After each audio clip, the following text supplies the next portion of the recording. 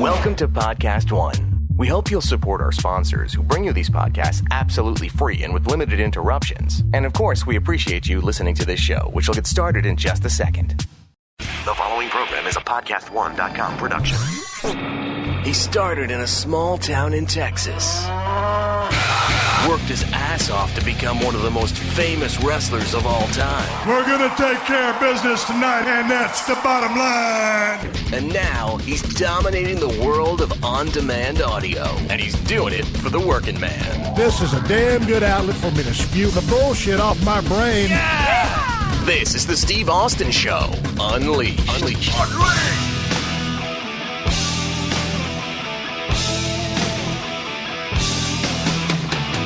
All right, everybody, welcome to Steve Austin Show. I am coming to you from the main streets of Los Angeles, California. I am sitting here at my dining room table, and my wife is making a shit pile of noise in front of me. Hershey's the Wonder Dog is rolling around hacking everywhere, and Moolah stole my wife's flip-flop, and she's rolling over. So if it sounds like a clusterfuck, it is. Kristen, how are you doing today? Fabulous. Hey, before I bring you in to pop this podcast, I want to give you a heads up on who my guest is today. I got Don Callis of New Japan Pro Wrestling World. He's a part of the commentary team. He does the color commentating along with Kevin Kelly. And these two guys have great chemistry, been laying down some good tracks. Check them out. Don was recently in town with New Japan Pro Wrestling as they worked Long Beach on July 1st and July 2nd. I went down to one of those shows. You heard some of my stories about that. Don came by the house here at 316 Gimmick Street, and we recorded two podcasts, the first of which you're hearing today.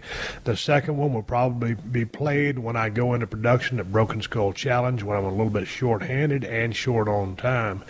It was great to sit down and shoot the breeze with Don Callis. He's a guy that's got a whole lot of knowledge about the business, and going back to his WWF days as the Jackal, and when he was with Extreme Championship Wrestling as Cyrus, I mean, a guy could just light up a mic like it was nobody's business, cut great promos, real smart guy.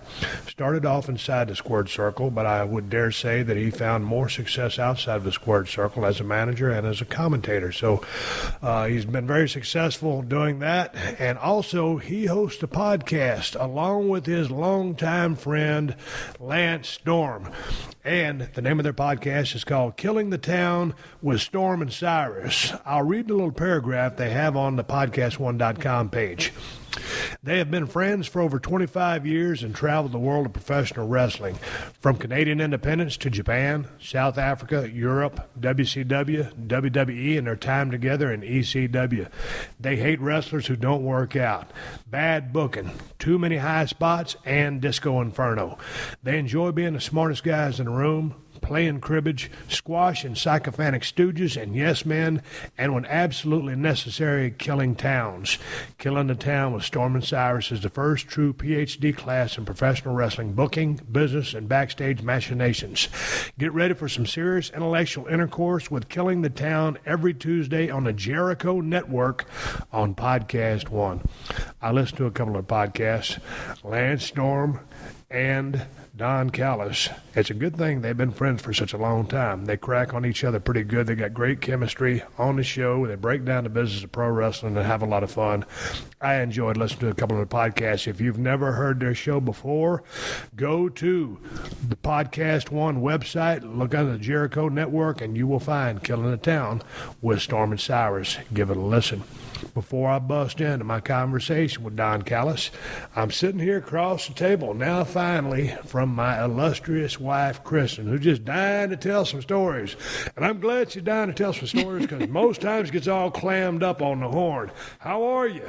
I'm great, but I'm not dying to tell stories. Well, you said you'd help me out. Well, I thought it was an interesting story. Well, what's the interesting story about? Well, the other day when you went out to put the trash out, you noticed that the electricians and the plumbers or the painters put all their trash in our green trash can that's meant only for lawn clippings, etc. So you had to spend an hour taking out all the garbage and putting it in hefty bags alongside of our house. I tell you what, there's one thing I can't stand is when the sumbitch puts all the shit from painting the house over there into my green trash can. In the Los Angeles trash system, the brown can is for regular garbage. The blue can is for recyclables. The green can is for dog shit, compost, leaves, grass, etc. No trash. I go over there, I start flipping the lids open to see what kind of room I got because me and my wife get so much shit over here. We got so many dogs. I'm always over there with my cold steel broken skull knife or my working man knife cutting boxes up to put them in the damn recycle bin. Well, I order a lot from Amazon. You damn right you do. God damn. So all of a sudden, man, I wanted to look in that green trash can to see if there's any shit in there because if there wasn't, I was just going to leave it there and not take it out to the street. I opened up the lid to the green trash can expecting maybe a foot of stuff in there.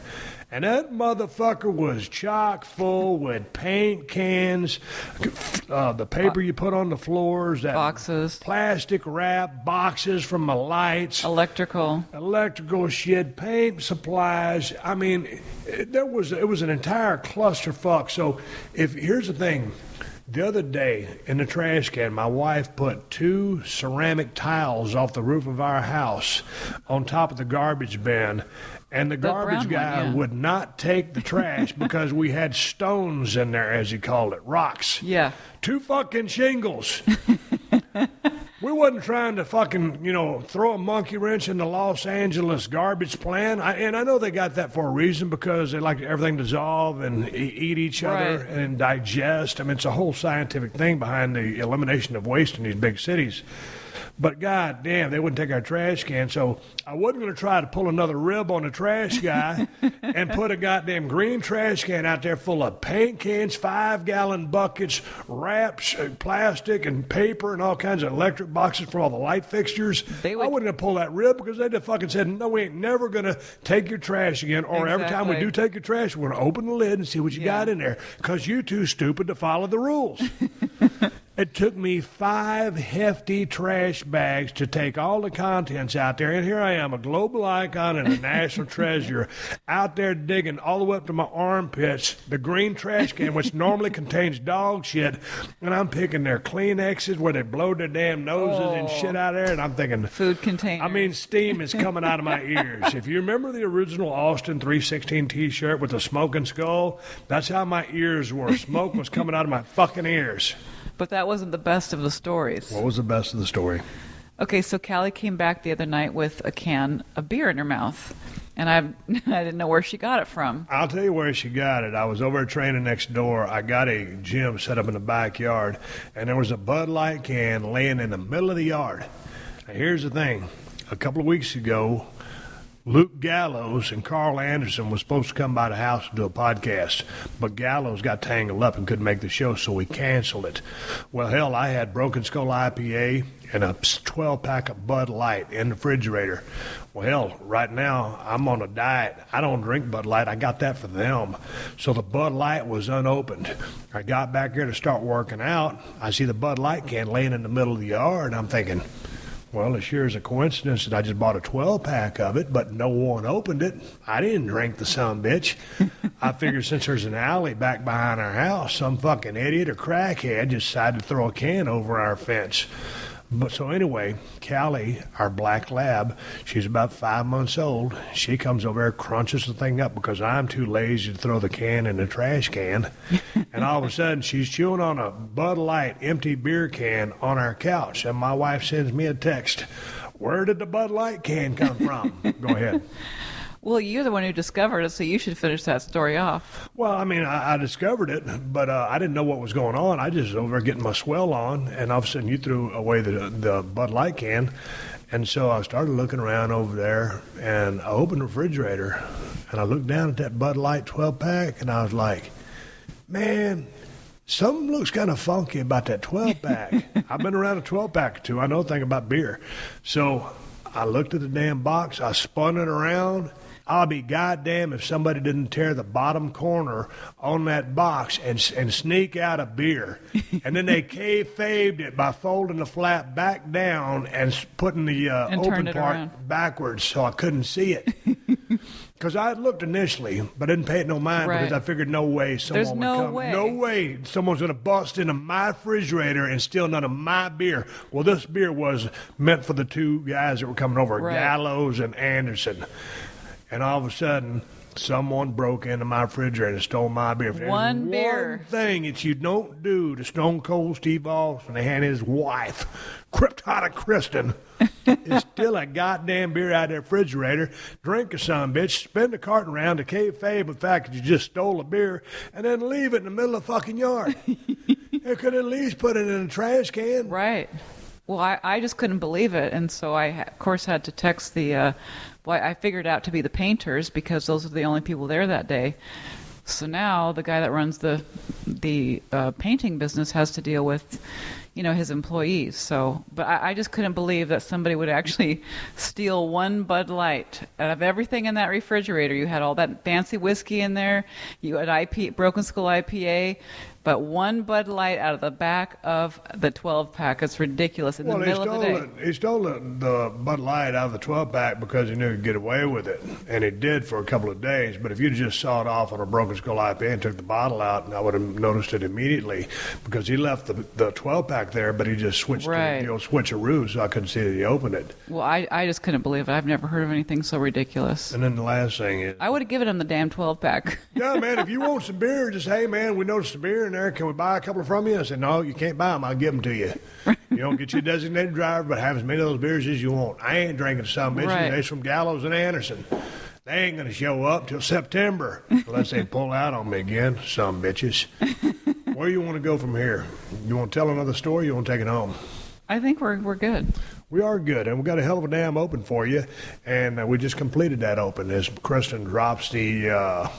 Jacques Cousteau story of detective work, finding out. Jacques Cousteau? Oh, that's an undersea guy. That's an underwater guy. What's that guy's name? Sherlock Holmes? Yeah, Sherlock Holmes. No, Clouseau. Detective Clouseau. Yeah. Hey, Detective Clouseau, Jacques Cousteau. Sounds a little fucking funny to me. You know what I was trying to say. I gotcha. Kristen, I've been hitting the head with so many goddamn steel chairs, and you're going to give me a hard time about that? Yeah. Anyway, enough of that bullshit. I got business to take care of, Kristen. And I'm going to go get ready for a barbecue. So happy 4th, everyone. Happy 4th. Well, it's actually the 6th as this comes out. Oh, okay. Hopefully they enjoyed the 4th. Good. They didn't get their fingers blown off by a bunch of firecrackers.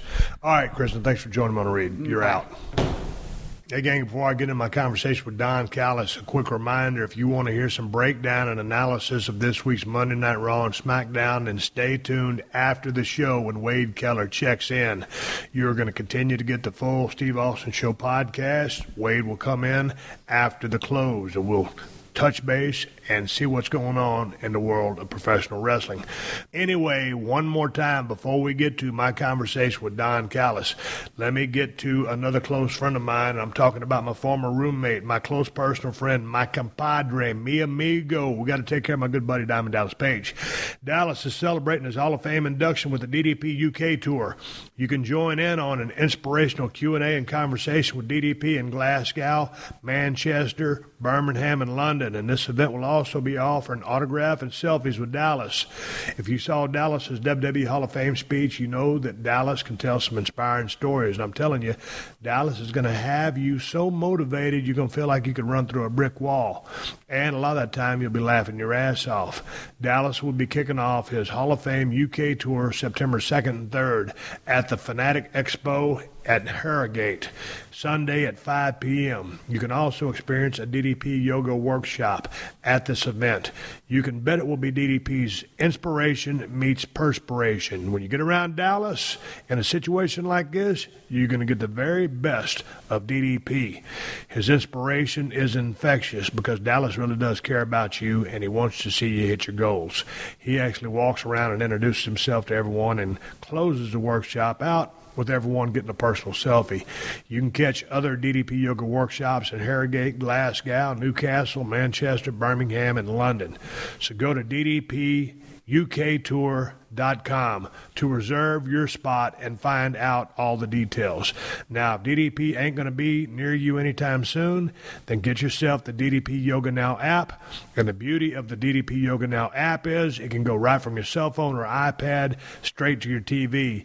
And the damn app has everything, over 150 workouts, including live DDP Yoga workouts from the DDP Yoga Performance Center, endless, healthy, great tasting cooking shows, and you can get endless motivation and inspiration, and you can access them all on your smartphone or your tablet. It's that easy. And to give you a little extra incentive, Dallas is running a sale on DDP Yoga.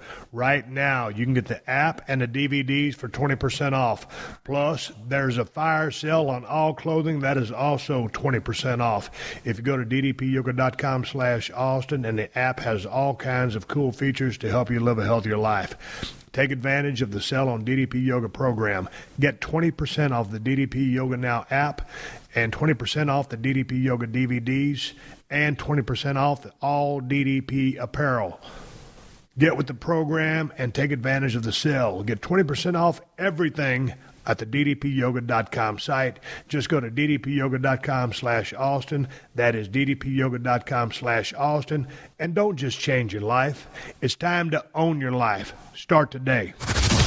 Hey, it's Shaq. And when the NBA offseason explodes like it just did, you know we're all over it on the Big Podcast with Shaq. All summer, we're bringing you the biggest guests from the NBA, the biggest stars in Hollywood, and tons of great laughs. We're way bigger than a sports podcast. So check us out this week, the Big Podcast with Shaq, with new episodes every Monday at PodcastOne.com.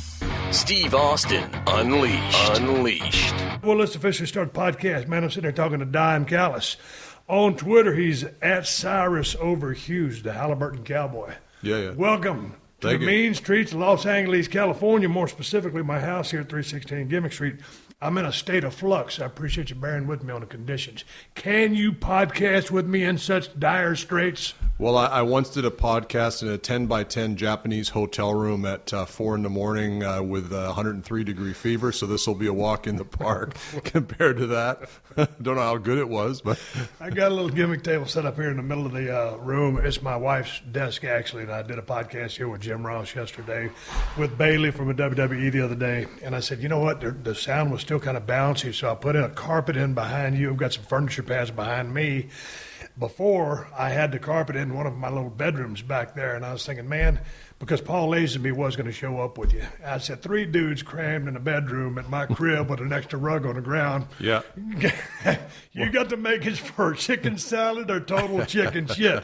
So I decided to convert over here. Yeah, well, and Paul's had some flight challenges, and knowing his temper, it's probably not going well. He may have been arrested. I called the pilot to see if I could get to the bottom of the situation. They said he was all gimmicked up, and I don't know, like 24A, something like that, unless he got the free upgrade. I slipped. I PayPal the pilot 100 spot. Right, yeah. Don't know if that helped him out, but I tried, Paul. And then they said some ex-MMA guys chewing on somas in business class, trying to make them work a little quicker. If you're going to do something stupid on an airplane, might as well do it and pay some lineage and respect to the history of the boys. Dude, yesterday I flew United for the first time since I was in the wrestling business a million years ago.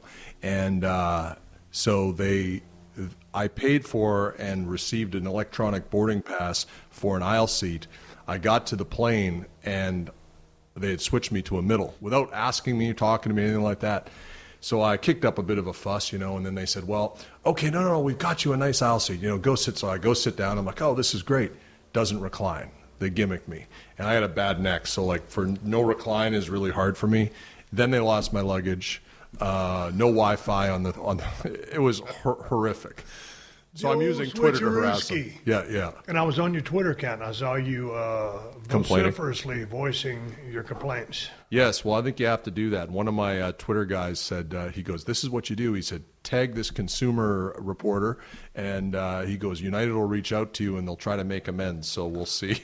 We'll see what happens. I used to fly United all the time back and forth to San Antonio when I placed out there, and I never really had any bad luck. Neither did I back in the day. It just seems like it's different now. But you know what, these days, how old are you? 49. So you're still a youngster. I got you about 3 years.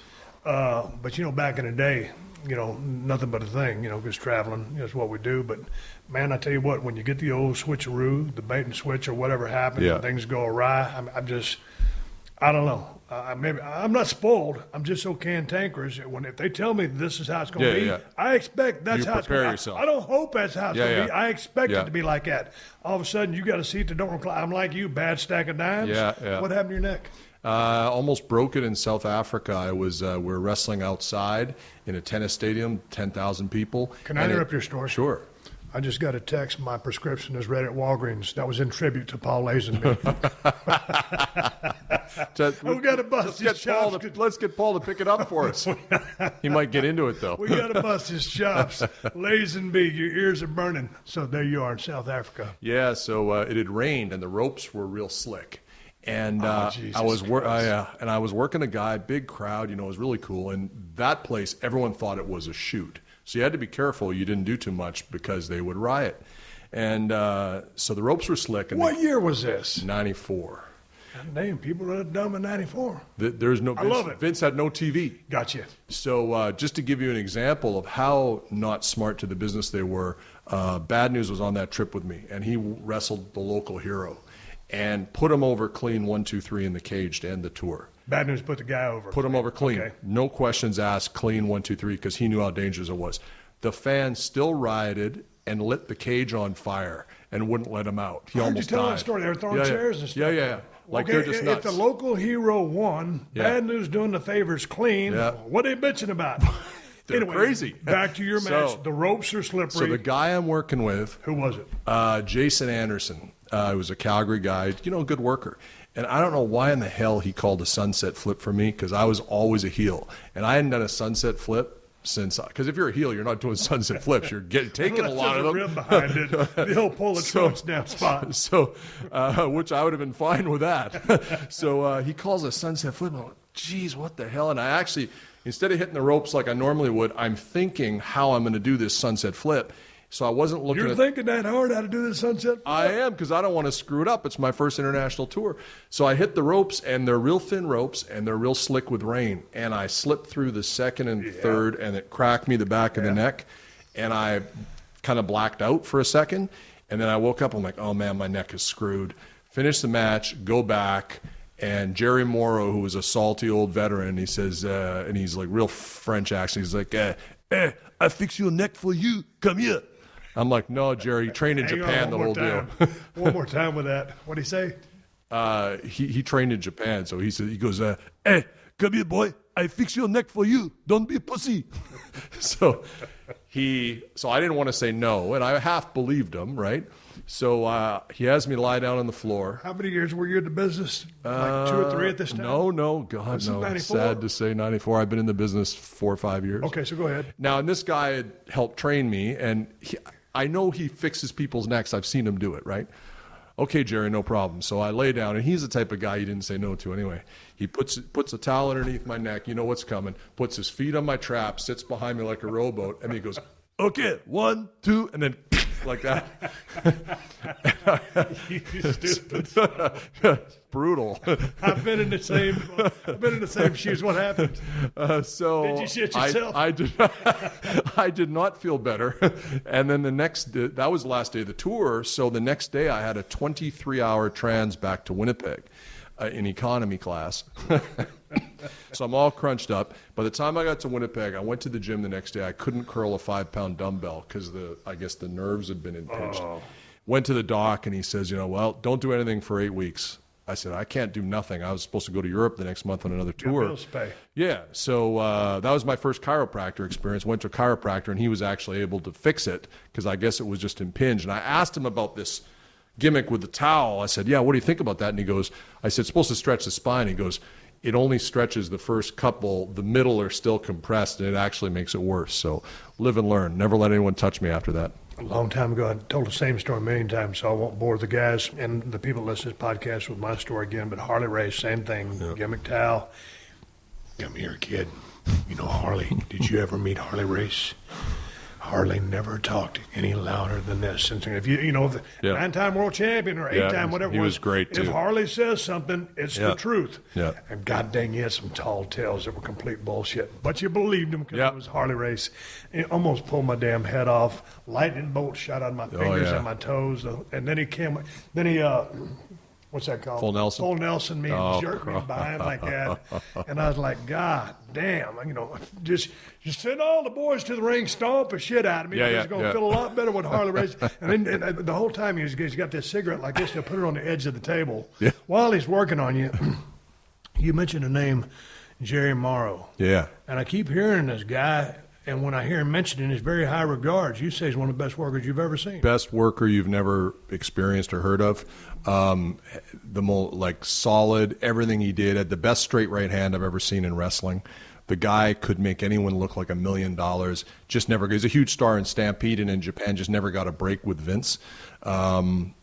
Just awesome, phenomenal. And he's a guy who he would take you under his wing. Remember, I told you my first time I met you was when I did my WWE tryout, WWF in '96. Aldo Montoya, we do the dark match, 10 minutes, come back through the curtain, and you were standing there. And you were a pretty big deal in '96, would get to be a bigger deal.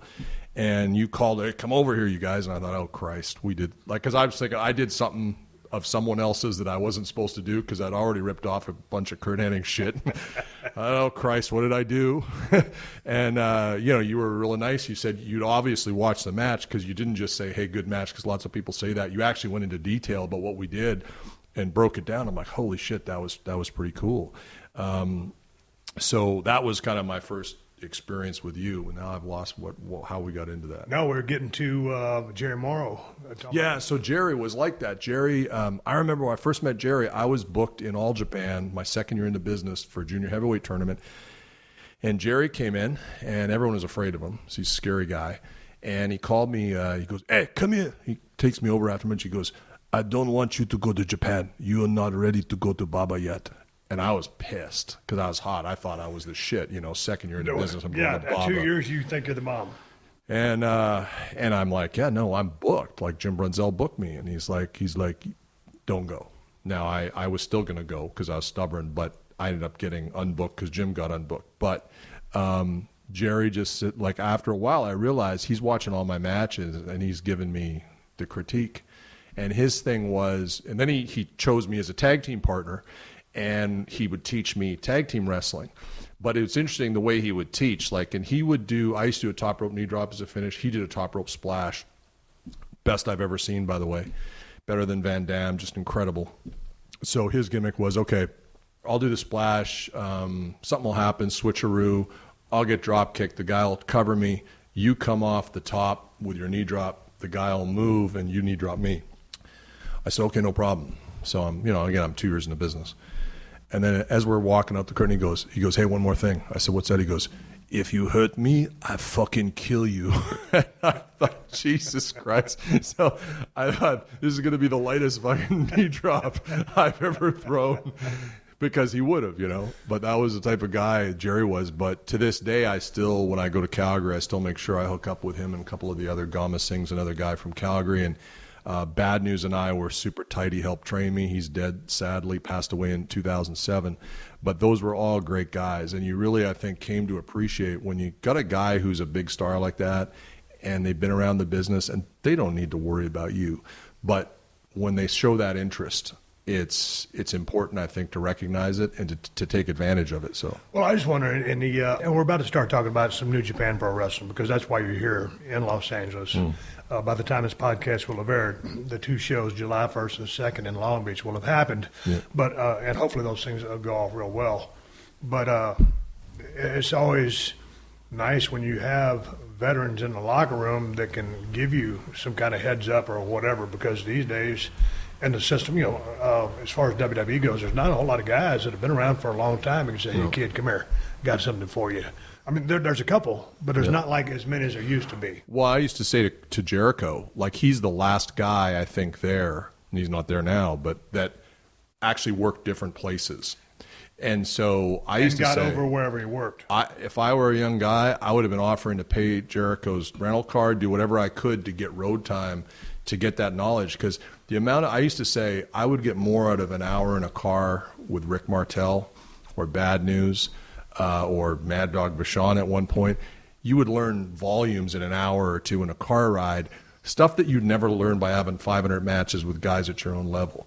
And that was the art of the business you were learning. Those were the secrets of the business. So that opportunity is not there anymore to the same extent as it was when we came up. And I think that's one of the real sad things, because A, it's really important, and B, it's really freaking cool. Like, I mean, to hear, I never get tired of hearing those stories. It's why I started listening to wrestling podcasts, because it's like, hey, I hear you talk to Ric Flair or something. It's like you feel like you're in the car. Right. It's awesome. And that's one of the things about the business I missed when I was out for 13 years. So, man, I want to talk to you about that. When I was riding up and down the road when I was still in USWA in Dallas, started traveling with Gorgeous Gary Young. And Gorgeous Gary Young was a hell of a damn worker. Never not got a big break. Not the greatest look in the world, but I mean, super worker, great psychology. Man, we'd be riding down the road. I think he put 1,000,000 miles on his 280ZX. Well, God dang, I mean, kid. He always called me kid. Yeah. And then Brian Pillman started calling me. That's why I call everybody kid these days.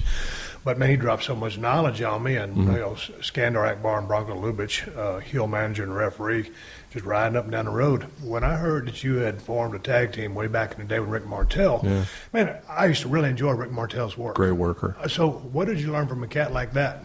So I had the benefit of working a program with him in Winnipeg, because we had real strong TV in Manitoba. Now, what federation is this? It was first called WFWA, West 4 Wrestling Alliance, and then Tony Candela, who's like an Italian Stu Hart, basically. Tony said, look, I want you to take over the book and the TV production, and I was always his champion. So I said, we need to change this promotion because it's too regional. Now, regional's cool now. It wasn't back then. Right. My vision was I want to use my friends' connections like Jericho and different Bad News, guys who had connections in Japan and Mexico. I want to make our TV special, make it international. So we changed it to International Wrestling Alliance, and I would bring in, guys from all Japan. I would bring in Ultimo Dragon from Mexico. I'd get Jericho to come in, and these guys would come in for $200 as favors, because that's all I could afford. Right. But man, we had great TV. And so Tony always liked to bring a WWF guy to try to sell tickets. So I said, that's cool, but bring one who can go. Like, I respect the other guys, it's great, but if you bring one who can really wrestle. So we brought in Rick Martel. He'd only been gone less than a year. And I was real nervous, and Rick didn't know me from Adam. And he just said, okay, kid, like, we'll go out there, whatever. We called maybe 2 things. And we went out there, and I could tell he was enjoying it. We went almost 30 minutes. And he stayed out there back and forth, and he said, like, don't touch my hair, don't do, there's all the rules, right? It's like, cool. So we had the thing, and at the end of the match, we did a schoolboy finish, put him over, and he said, go get the bell. He said, gimmick me with the bell. So I went outside, got the bell, did the Randy Savage, came off the top, across the throat. They stretched him out. He just wanted to keep working it, right? So he came back for 2 years. We worked this angle over 2 years, culminating in a series of cage matches. And it was great. He was so easy, and could work baby or heel, but a great baby face. And so actually, the funny part was that it was 96. I'd had my tryout with Vince in the spring, and I had sent my tape in. And my tape, I was always a promo guy. Like, I would say I was a moderately average worker, but I was a above average promo. Yeah. So my tape had a lot of promos on it. So when I sent it in, Jay Strongbow calls me. He goes, man, these are some of the best promos I've ever heard. He goes, you remind me of Roddy Piper. He said, I'm taking this to Vince. Now, I didn't know who Jay was other than he worked there, right? Of course, he probably handled a lot of the job guys, right? And I didn't want to come in and do jobs. Nothing wrong with that, but that wasn't, I was like, I'm giving myself 2 years to get a look, and if it doesn't work out, I got to go do something else. So that's taking a realistic look into your future or what they can plan for you.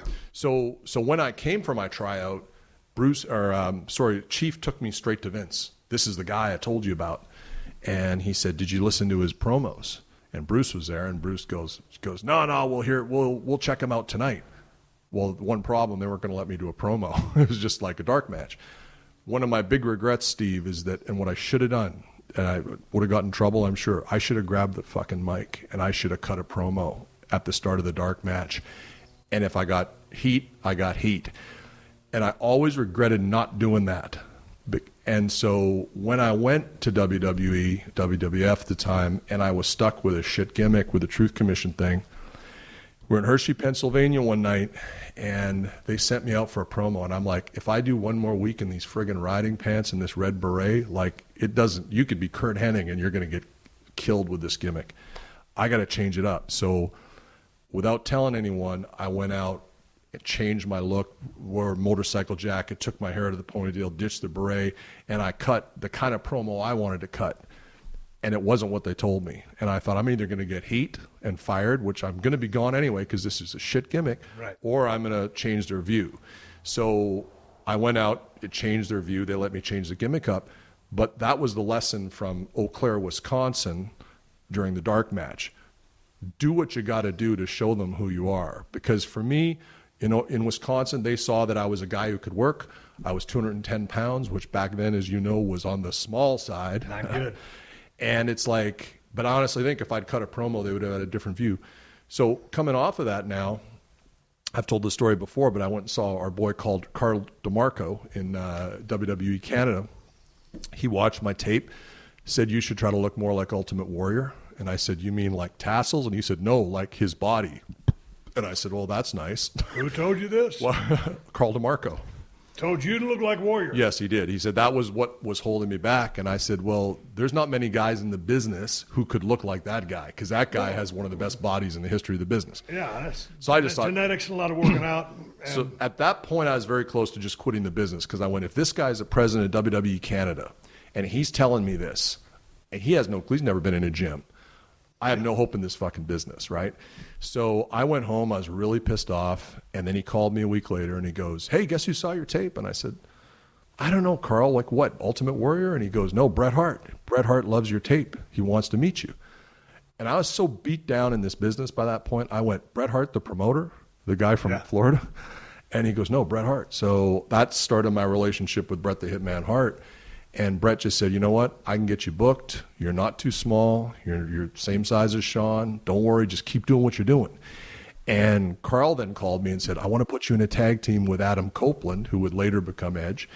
And then, like, when it rains, it pours. A week later, Ricky called me right before Christmas, and he goes, hey, Don, I'm thinking I'm going to come back to the business. You know, I said, hey, good for you, Rick. You should come back. You're awesome. You're only 38. He goes, yeah, but I want to do a tag team. And he said, I said, oh, cool. And he goes, I'm thinking Tito or something, you know.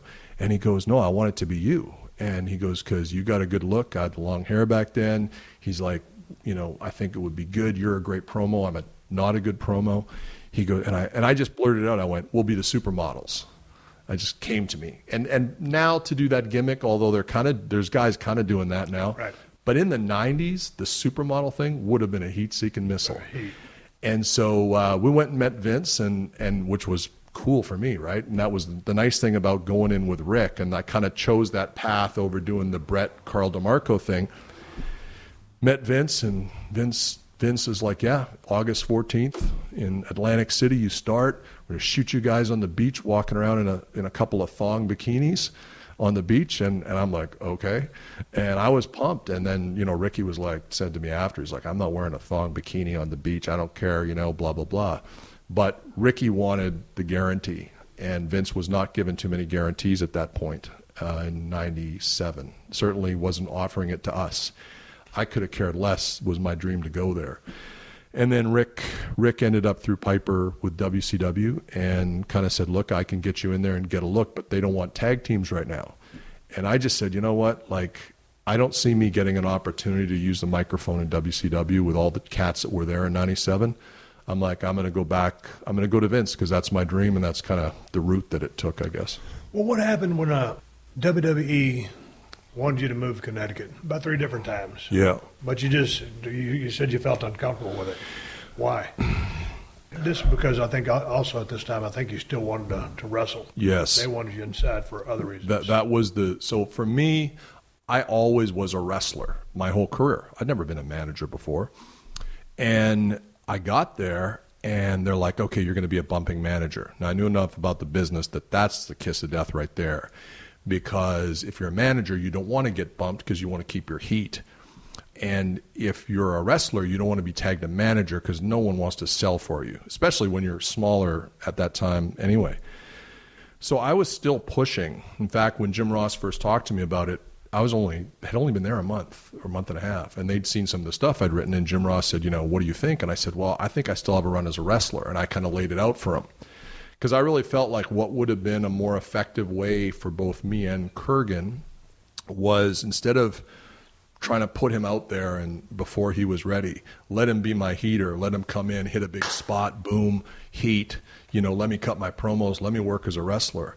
I didn't know how to be a manager, and I felt really uncomfortable with it because, as you know, when you're a wrestler, you go into a new territory. I'd done it a bunch of times.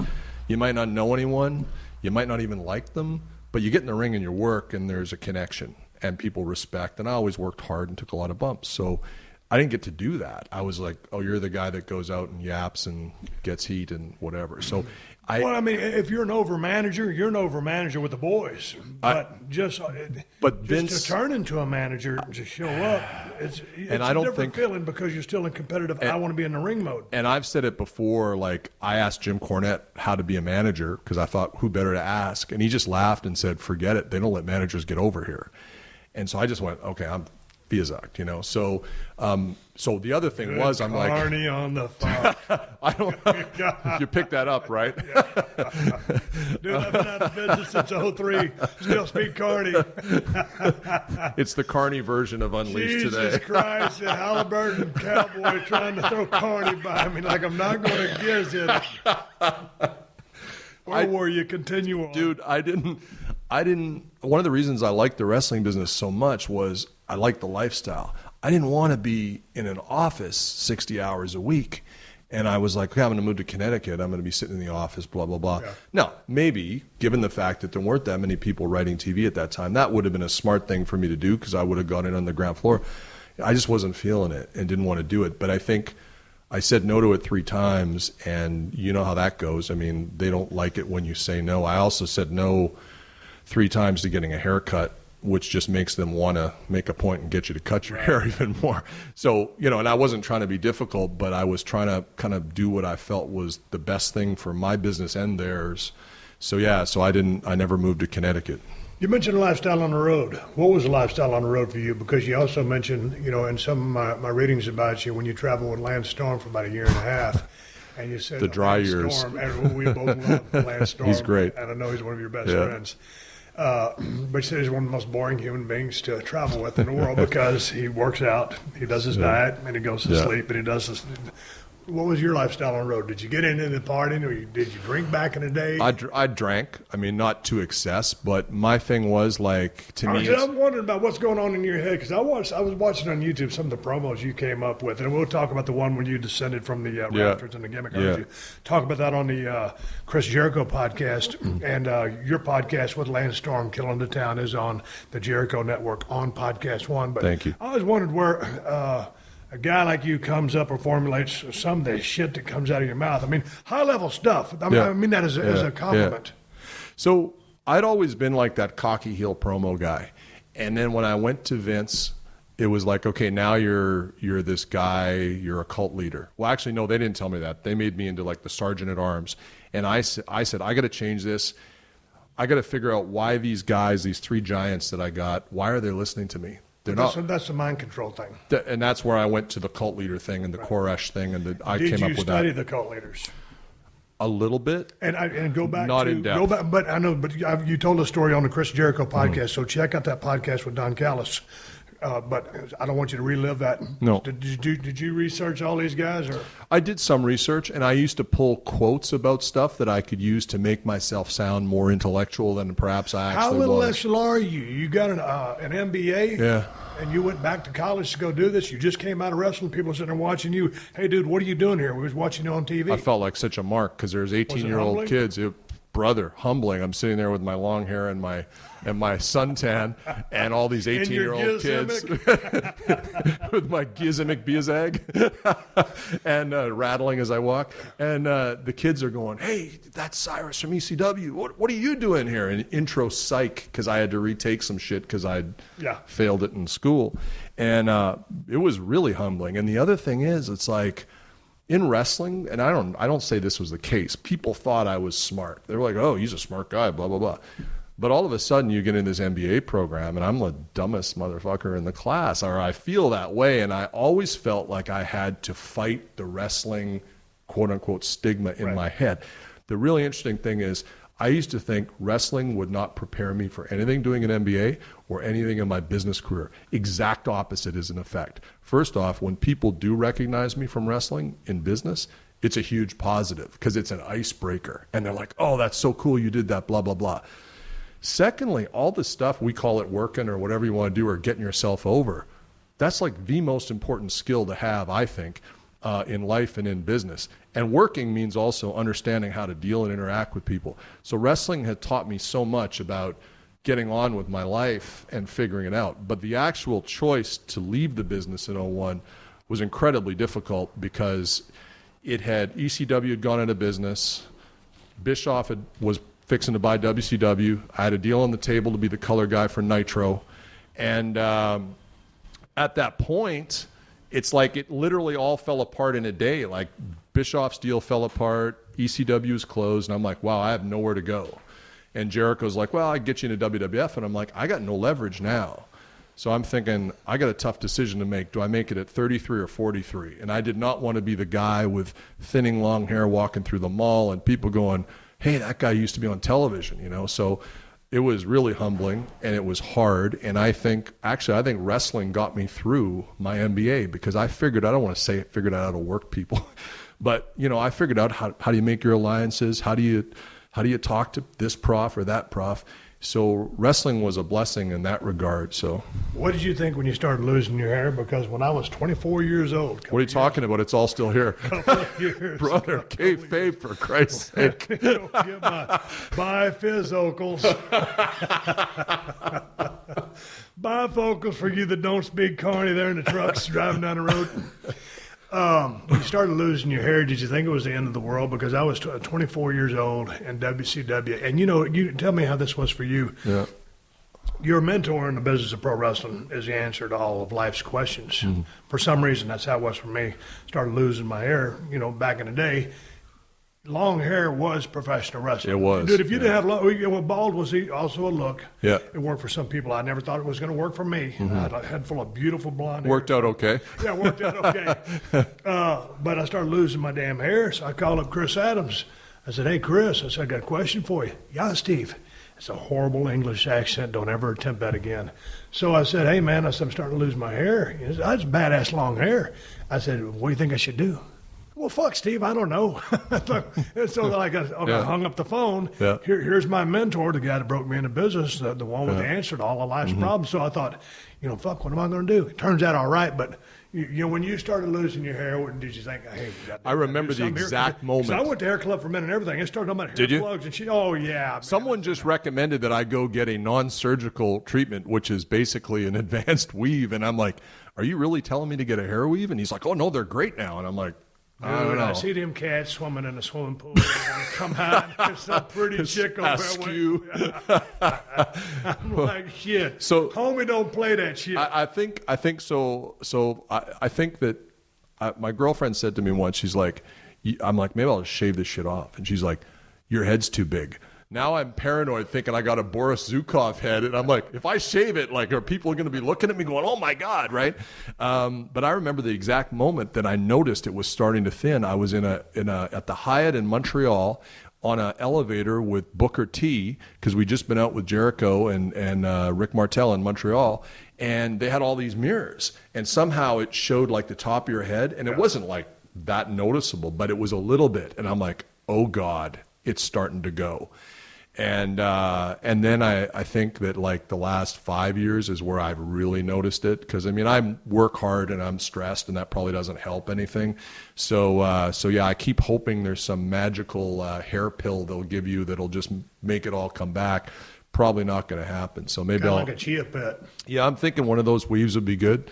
Hey, I'm sitting there talking to Don Callis. We're going to shift gears here in a little bit. I'm going to talk about some Bad News Allen stories and some New Japan Pro Wrestling, all kinds of stuff. Don Callis is in Marina Del Rey right now, sitting here at my house, New Japan Pro Wrestling on Access TV. If you got DirecTV, it's channel 340. Am I right? I believe so, and an even better way to watch it is on the subscription service at njpwworld.com. Only 999 yen, and when I heard that, I thought that was a lot of money. Apparently, it's about $9. So you get all of the current content plus the historical stuff. I think Ali Inoki might even be on there.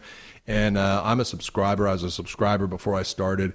It's awesome. It's the best pro wrestling in the world, in my view, if you like athletic, kind of UWF-style wrestling that I kind of came up on. So that's another great way to watch it. Hey, and I want to get into angles and storylines with the scope of New Japan Pro Wrestling versus American stuff over here in WWE. Come right back with Don Callis. Taking a break for the sponsors to keep the show on the air for free. 2 cans of audio whoop-ass by the sponsors of the Steve Austin Show. Come right back with Don Callis. But first, got to take care of another long-time sponsor of the Steve Austin Show, and that is TrueCar. If you're in the market for a car, then you need to check out TrueCar. TrueCar gives you the price and information you need to feel confident about your purchase. When you register with TrueCar, you'll see what other people in your local area paid for the car you want. And from there, you can connect with a local TrueCar certified dealer and enjoy a more confident car buying experience. TrueCar shows you real pricing on actual inventory. So you see competitive pricing offered to you by TrueCar certified dealers for vehicles that are actually on their lots. And you will also see all the dealer incentives before you get to the lot, so you feel confident about the price when you show up. TrueCar makes car buying easy, no matter if you're looking for a brand new or a used vehicle. And the stats don't lie. Over 3 million cars have been sold to TrueCar users by the TrueCar Certified Dealer Network. There are over 13,000 dealers in that network with some 700,000 pre-owned vehicles. So do yourself a favor and go to TrueCar for your next car buying experience. TrueCar doesn't just make the process easier, it'll also save you some money. TrueCar users save an average of over $3,000 off MSRP. So when you're ready to buy a new or used car, visit TrueCar to enjoy a better car buying experience. Some features not available in all states. Steve Austin. Unleashed. All right, I'm right back with Don Callis. How you feeling? Feel awesome. Good to be in L.A. One tackle, drop down, hip toss, get it again. New Japan Pro Wrestling. How'd you hook up with those guys? Well, it's weird. I'd been out of the business. How was that for a segue? Come back from commercial break right into NJ. Got too many steel chairs. Stacy, trim that shizit out. Leave it in. NJPW. I feel like it was one of the many hot starts to your matches that I saw. Hey, hold on. I'm a walker and a talker, man. You got to ease me into this shit. Let's pump the brakes for a second. Yeah. Let's talk about podcasts. I was listening to a couple of podcasts you and Lance Storm do, Killing the Town. How long have you been doing it? I listened to, I think, episode 37. October was when we started it. How are you enjoying this process? Because you're a guy that likes to talk. Yeah, I dig it. And I think, as Lance would say, he and I were having phone calls that sounded like a podcast for a long time. And it's interesting. You know, I'd been out of the business 13 years and had, by my choice, and I had no interest in being back in. And Jericho called me up and he said, hey, come out to New York. It's my 25th anniversary in the business. It's at MSG. And I said, oh, my first show for Vince was at MSG. That's kind of cool. So he flew out me, Dr. Luther. MSG, to you people out there, is not monosodium glutamate. It's MSG. Yeah, MSG is Jizzy, Madison Square Garden. Go ahead. So he flew out me and Lance and Dr. Luther, Lenny St. Clair, because we had all started together. And it was kind of cool. I hadn't watched a wrestling show from the stands in probably 30 years. Like, I just never. And I was never a guy who would like, oh, WWF's in town, I'll show up backstage. I would never really do that. So it was kind of neat, actually. Vince had us sit in the first row. They put us on camera, and I got to watch the boys work. I'm like, oh, this is pretty cool. Pretty neat, ain't it? It is cool, and I got to reconnect with Chris. So kind of after that, it was just like we just talked a lot. And I never thought about getting back in it. And then like 6 months later, he's like, you know, Lance is going to do this podcast. I think the two of you would be great. And I'm like, well, how does this all work? So he told me, and I'm like, okay, this is pretty cool. I can do this. So we started doing it. And then within 2 months, I started with New Japan. Now, if you had told me a year ago that, hey, Don, by the way, next year you're going to not only be in the wrestling business doing a podcast for Jericho and PodcastOne, but you're going to be the color guy for the #2 wrestling promotion in the world, I would have laughed my ass off and said, are you crazy? Japan? Come on. You know, so I had no interest in getting back in the business.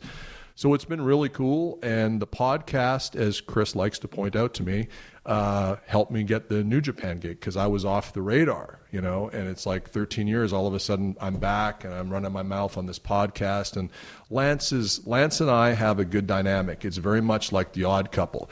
He's the neat OCD guy who like kind of has no sense of humor. He's somewhere on that spectrum out there, I like to say, you know, and I'm the guy who likes to needle him and get him going. So it's kind of a fun dynamic, and we kind of have had a good time with it. Now, how are you guys recording these shows? Are you guys sitting there together? Is he in a different town? He's in Calgary. He's in Calgary. I'm in Winnipeg. Sometimes I have to do it from Japan on the road, and I do that.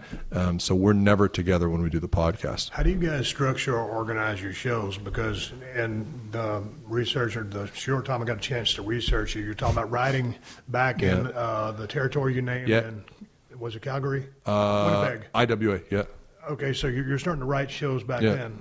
Then before you came to WWE, half the time you're turning in stuff to Chief J Strongbow. Hey man, kid, how'd you learn how to write this stuff?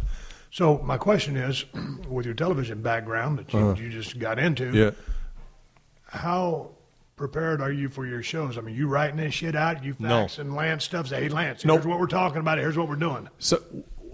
Mostly it's Lance that comes up with topics, and because people send him emails. And then he'll just basically say, here's what we're doing, and he trusts me just to be able to kind of wing it, which I'm more comfortable with. Sometimes what'll happen is you ought to be real comfortable here because we're winging this shit out. I will get pissed off about something I see or irritated, and I'll call him and go, oh, what the fuck is this bullshit, blah, blah, blah. And I'm like, oh, this might be a good thing to say. I made a comment, an offhand comment that I thought that you could make the argument that Roman Reigns was a better professional wrestler than Daniel Bryan, but Daniel Bryan was a better indie wrestler. And I didn't mean it disrespectful because I love Daniel Bryan. I was kind of talking in a WWE context. Right. People went off their shit. They're pissed off, blah, blah, blah. So now that becomes a topic of discussion. So that's about as much prep as I do. And but I'm not a prep guy. I fell asleep once doing the podcast. Lance didn't notice because he's cutting one of his promos, and I'm like, oh, okay. And so, with as much traveling as you're doing, can you keep up with the American product with like a Smackdown or Raw? I know you've done so much stuff with New Japan. I read Meltzer's stuff, and I don't have time because I've got, besides the podcast in New Japan, I've got a straight job, and then I've got other interests on the side. I have no time.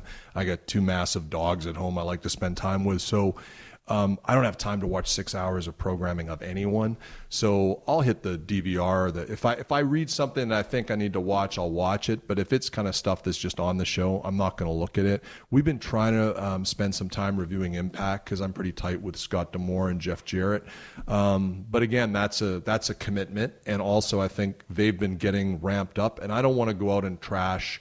I will trash writing. I will trash business decisions. I will not trash the boys. Right. You know, because I think in many cases, if the boys aren't getting over in today's day and age, a lot of that is often on the writing in the company and the environment that they're in. Yeah, it's the environment along with the writing. Man, I'm glad I came around when I did. Oh, yeah.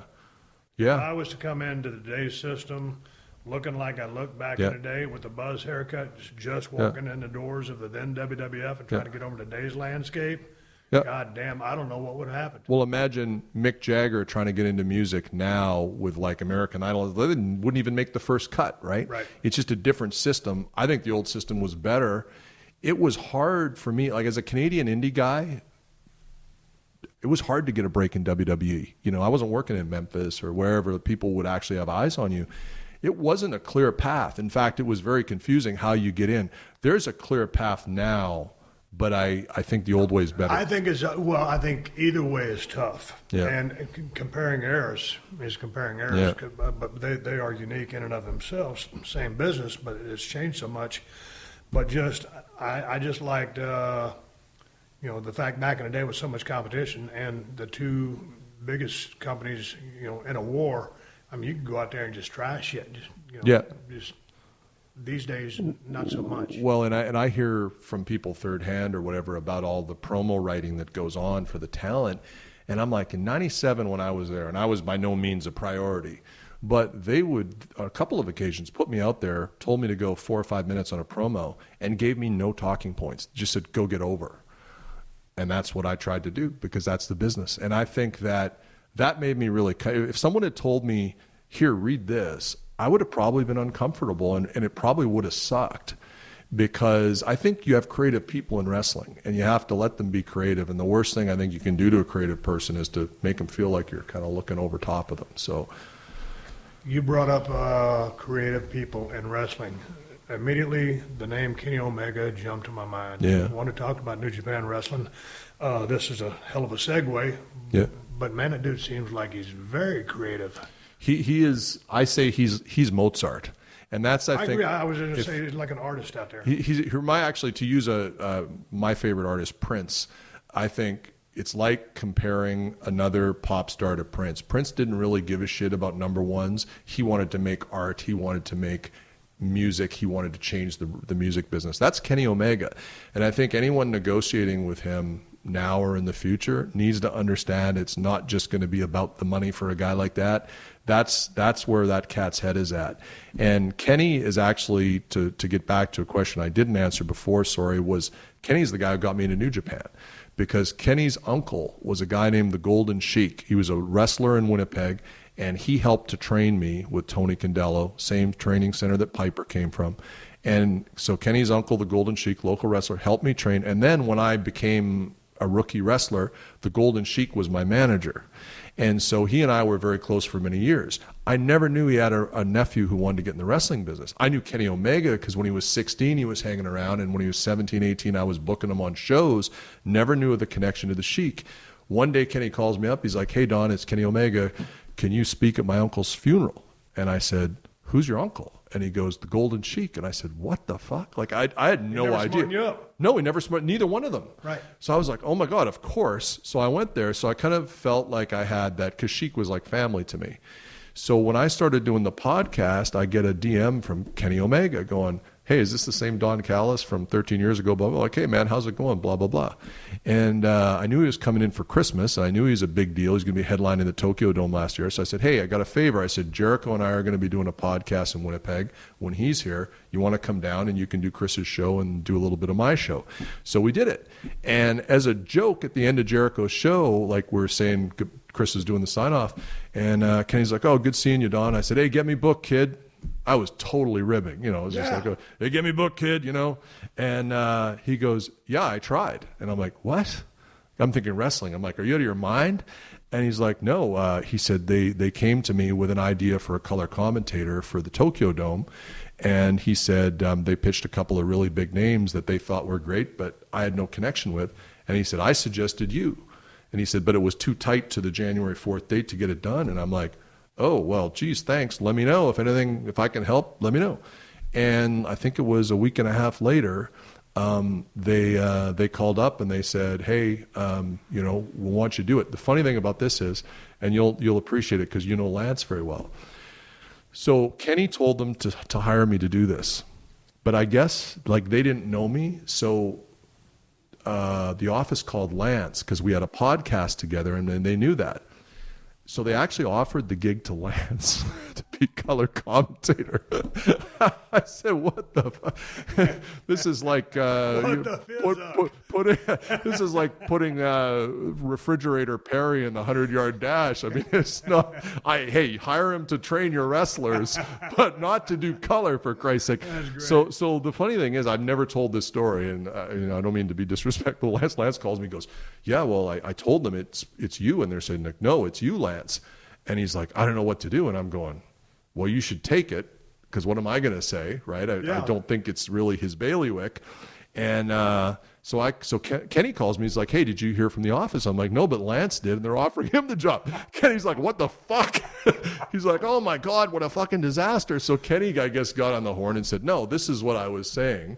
So I was stressed out, So then they called me back. Oh, okay, no, we're going to bring Lance in for doing some training of the guys, but we'd like to bring you in for this color thing. So I said, yeah, of course. And I mean, I was able to have like a lot of vacation with my job. So I'm like, well, and I never end up using it. So I said, well, I can use my vacation. I can bop out to Japan for one day a month, do this and see how it goes. Because I didn't know if I was going to like it.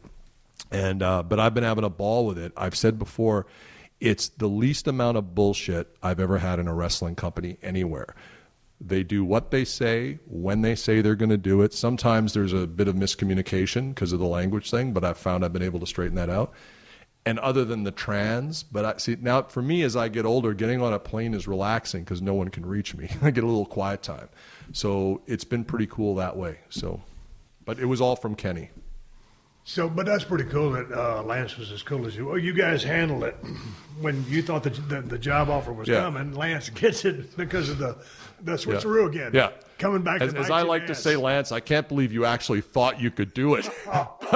but he's arrogant enough that he figures he could, you know. Jesus Christ, we're killing the town here. But Kenny is, I'll say this, and I'm not just saying this because of all the stuff I just said. I think, and I love AJ Styles. I think I was the first promoter to bring him to Canada. Kenny Omega is the best performer in wrestling today in terms of both being a complete package and certainly in terms of his in-ring stuff that he's able to do. I have not seen anything like where he is right now in the last however many years in wrestling. And, you know, you can't necessarily compare eras. But to me, he's like, when he turns it on, it's like when Shawn was wrestling. It's special. It's just different. And when Shawn was wrestling, you could have another baby face that could do a lot of that stuff, but there was something about the way Shawn did little things, and that's Kenny right now. And he is just, to me, the best performer in the world, and really exciting to watch. Man, I tell you what, I just got finished watching that the 60-minute draw, and the other one was 45, 47, whatever it was. I almost go back to the first one, but maybe it's because I saw the first one, and they're just it's hard to digest it all, or really even compare them because they're just two different matches. But both of them just off the charts and extremely high level. Could he exist within the confines of the structure that is WWE right now? I think he could because I think there's smart people. Vince is obviously a super smart guy. I think you people there would realize, look, this is what we've got. We need to let and to a certain extent they've let AJ do that. We need to let this guy be Kenny Omega. To me, it's easy because you don't have to overbook a guy like that. Let him go out and have the types of matches that he can have. But it definitely, I think, would be a different canvas for him to paint than the one he's currently got in New Japan. But the other side of him for Vince would be the monetization on the merch side. Young, good-looking guy, super smart, I think reaches out to a whole new demographic for them. I think it's pure money. It is pure money. And if you look at what him and the Bucks are doing together with this elite thing, I'm as impressed with their business acumen as I am with what they do in the ring. Well, just look at it from I've never met Kenny Omega, but I know he's big into the gaming stuff. Yeah. But also just, I don't know, there's something about that guy. I said this to Jim Ross. He was just here a couple of days ago. I don't know how I'm going to play these podcasts and what order they're going to come out in, but if they wanted him to be, I think that he could be the next big thing in the United States. Yeah. I think he could be the guy. That's in, if you know, first of all, if that's what he wanted to do. First of all, if WWE brought him in and just gave him, you know, everything that he needed or pushed them in the way that he needed to be pushed. If it was a green light push and everything was all systems go on making Kenny Omega the guy, he could be the guy. And you say green light push. I almost think it's better, and I could use you as an example. I'm not sure. I think what they're really good at, what they're best at, is not creating that guy and going, okay, we got Kenny Omega. This is what we think. We're going to push the shit out of him. I don't think that's the best thing. I think what happened to you, where it happened from you and it happened organically, and they go, whoa, major lightning in the bottle, let's strap a rocket to it. They're great at that.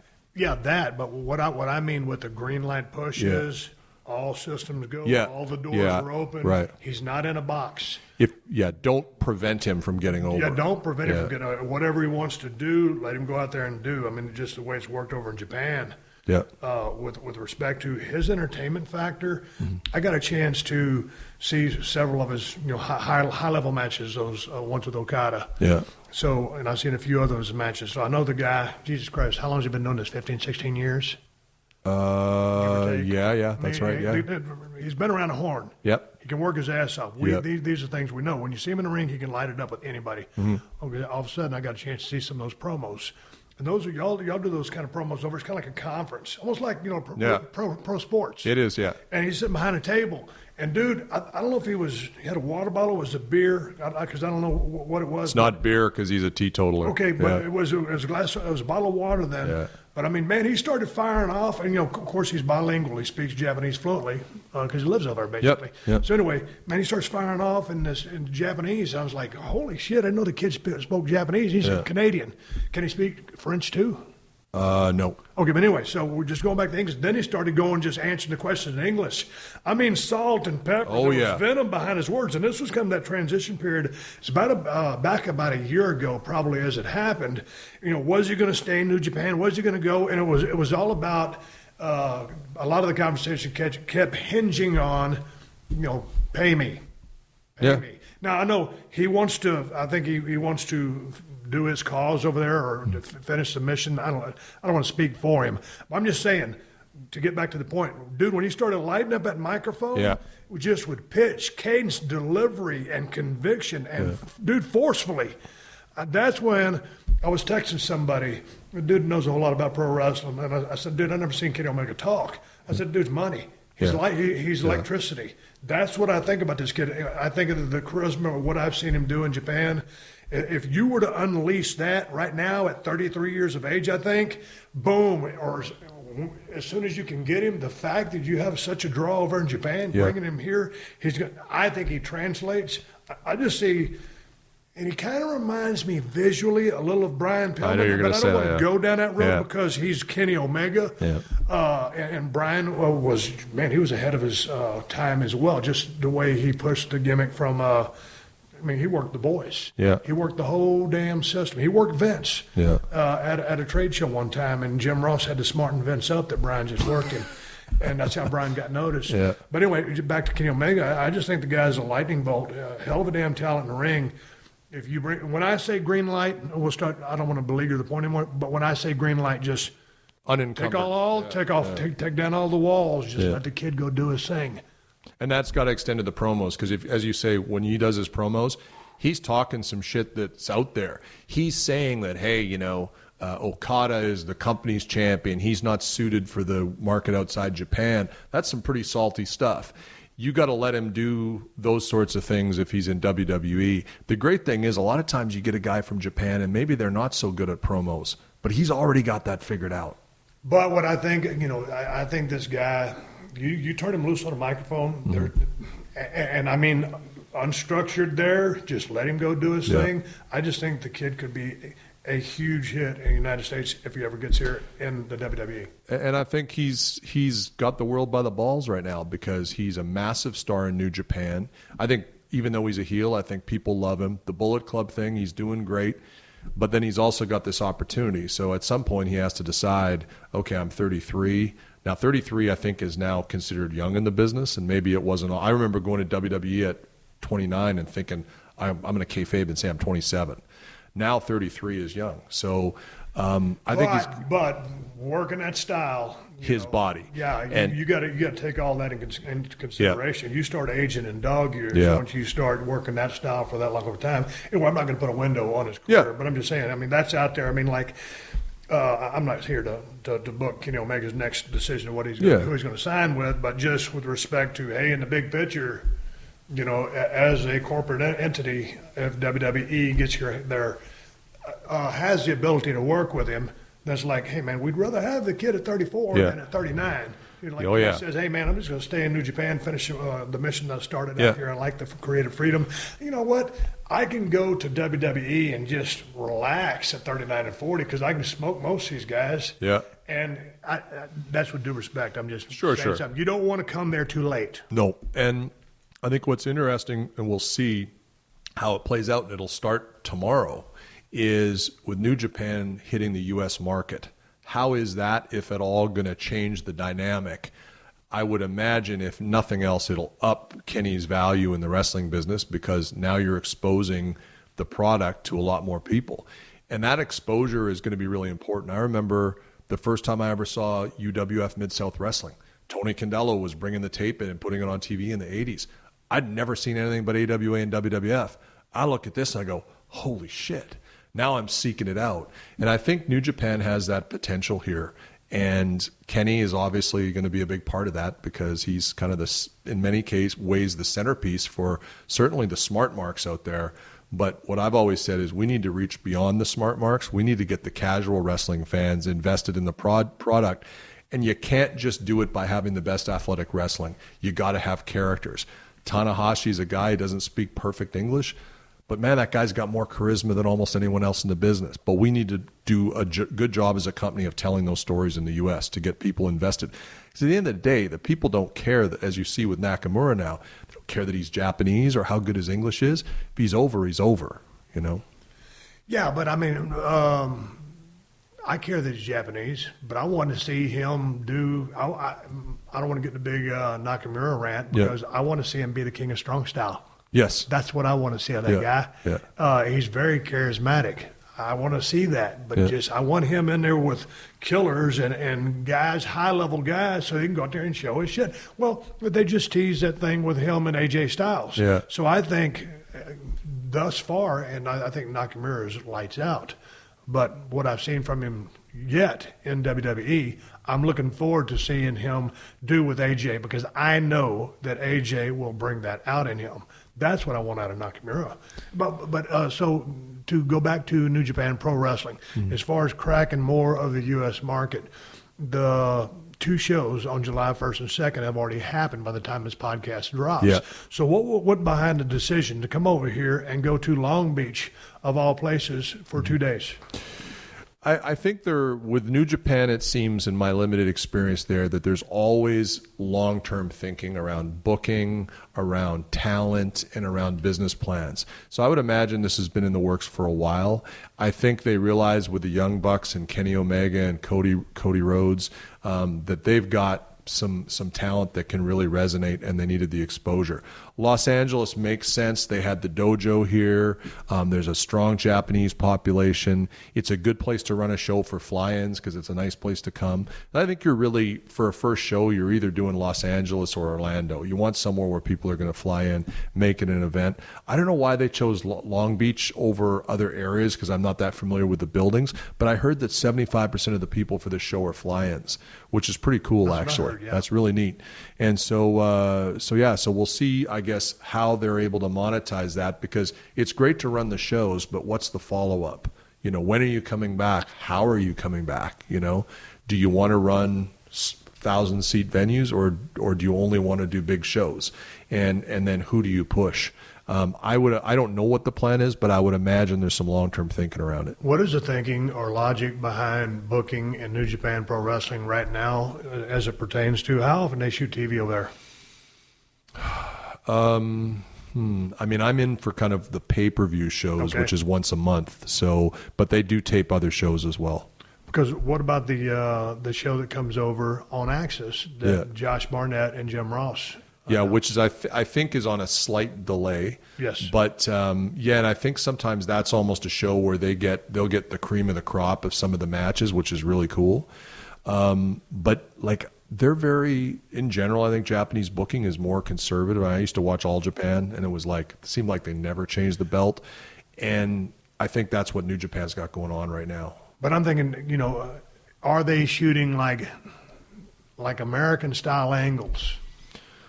To me, one of the biggest things I noticed is that on first off, in general, there's a lot of multi-person tag matches, a lot of 6-mans, a lot of 8-mans, a lot of 10-mans. And on the smaller shows, you might have a card that's entirely tag team matches. So Kenny Omega and someone else from Cody Rhodes from the Bullet Club might wrestle Okada and one of the guys from his group. And Kenny might get a pinfall on Okada in that tag. But that's booking that wouldn't be done here. Like WWF or WWE, when they go on the road, they need to have that main event match. So but the people kind of are conditioned to it. Like for me, I'd be like, wow, we're getting a lot of 8-man tags. This is not my idea of how you would book. But that seems to be how they kind of set it up. And they only give those big singles matches on the big shows, which are sometimes every 2 months. So it's very, I would say, conservative in that way and more old school. But I think it's actually a smarter way to do it than just giving it away. And actually, there's been people who have pointed out that, Kenny Omega was screwing around in this match, or he was kind of joking around and having fun. It's like, no, he's working smart. Do you want him working like he worked against Okada every night? No, you can't have that. So you ain't gonna do does that the every comedy, single night. does the, No. Yeah. How many nights a week are those guys in the ring? God, I think tours are either 2 or 3 weeks. The culture is every match, even though it's technically a tournament, every match, you're trying to have the best match of your life. So it's not like, opening round, I'll dial it back a little bit. No, every match, everyone does that. So it's really hard. I think that the one thing that saves their bodies, because it is a harder style, is that when they're on the road doing spot shows, they're in tag matches. And you look at a guy like Kenny, he's super entertaining. He can be super entertaining taking 1 or 2 bumps in a match. And I think the smart guys will protect their bodies in those tags on the road. To. But being on a bus, and I did one tour of Japan in 96, being on a bus for 6-8 hours and then going to a town where you're probably in a pretty small, tight hotel room and maybe not a lot of options for meals, that's a grind on guys, I think, as much as being in the ring every day, because they travel by bus around Japan. In your dealings with Kenny, in your opinion, how important is it for him to be the champion? 2 times unsuccessful against Okada. I've never directly asked him that. I think it's one of those things like headlining the Tokyo Dome and winning the G1 that are important. I think they're bucket list things, but I think he's a very intellectual guy, and he realizes that's sort of out of his control. He can be the best wrestler in the world and never win belt X. So I'm sure he would love to kind of put the cherry on top by winning the IWGP Championship. I would like to see the cherry put on top just because in the first match and the second match, with the second one going down as a draw, to me, you got to crown him. I think you do, because where do you go? And for me, when he and I were talking about the booking a few months ago, and I didn't know anything, I said, look, my favorite match of all time is Ric Flair, Ricky Steamboat, 89 in Chicago. Mm-hmm. It's my favorite of the 3. And because Rick was a true heel, Steamboat was a true babyface, Jim Ross on the call, my favorite match of all time. And then they went and they did the 1 hour, 2 out of 3 falls in New Orleans, which I also liked. And then probably the crispest match of all was the Nashville match at the end, but I didn't like it as much because Flair was more like a babyface in that match. Right. So I said to Kenny, I go, okay, you did this thing. You're not going to top the Tokyo Dome match. You can't take those bumps anymore. Don't do it. To me, a Broadway was the way to go, but not 2 out of 3 falls. A true Broadway where, you know how one of my criticisms of the 1 hour Ironman match with Brett and Shawn back in the day was that I thought that you could see from how they were working that they were going long. And you couldn't do that with Okada. And I love both guys. I'm not knocking them. But of course. With hindsight 25 years ago, with Omega and Okada, you couldn't see. What I liked about the booking, too, is because we've been telling the story, look, if Kenny hits that one-winged angel gimmick finish, he can't kick out of that. He hit it, and Okada didn't kick out. He just got his toe on the rope. Spectacular. And Omega kicked out of Okada's finish, I think, 4 times. Right. And so I loved the finish. I loved the story. To me, the story is Okada has had an unbelievable run the last 6 months, but he's had the shit beat out of him by Shibata, by Suzuki, even Tiger Mask W, by Omega. It's been a grind, and he's starting to fall apart, and Omega's getting closer. So, yeah, absolutely, I think there's a missing chapter if you don't crown him. Absolutely. But to me, I said to Kenny, go watch Flair Steamboat, those 3 matches. That tells a story, and that's very similar. People might have said, those guys got nowhere to go. They had somewhere they could go. Sometimes throughout history, different federations, different companies have put a belt on someone to get them over. Yeah.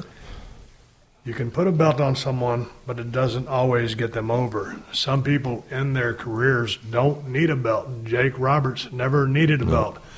Goldust doesn't need a belt. I used to love working with Goldust.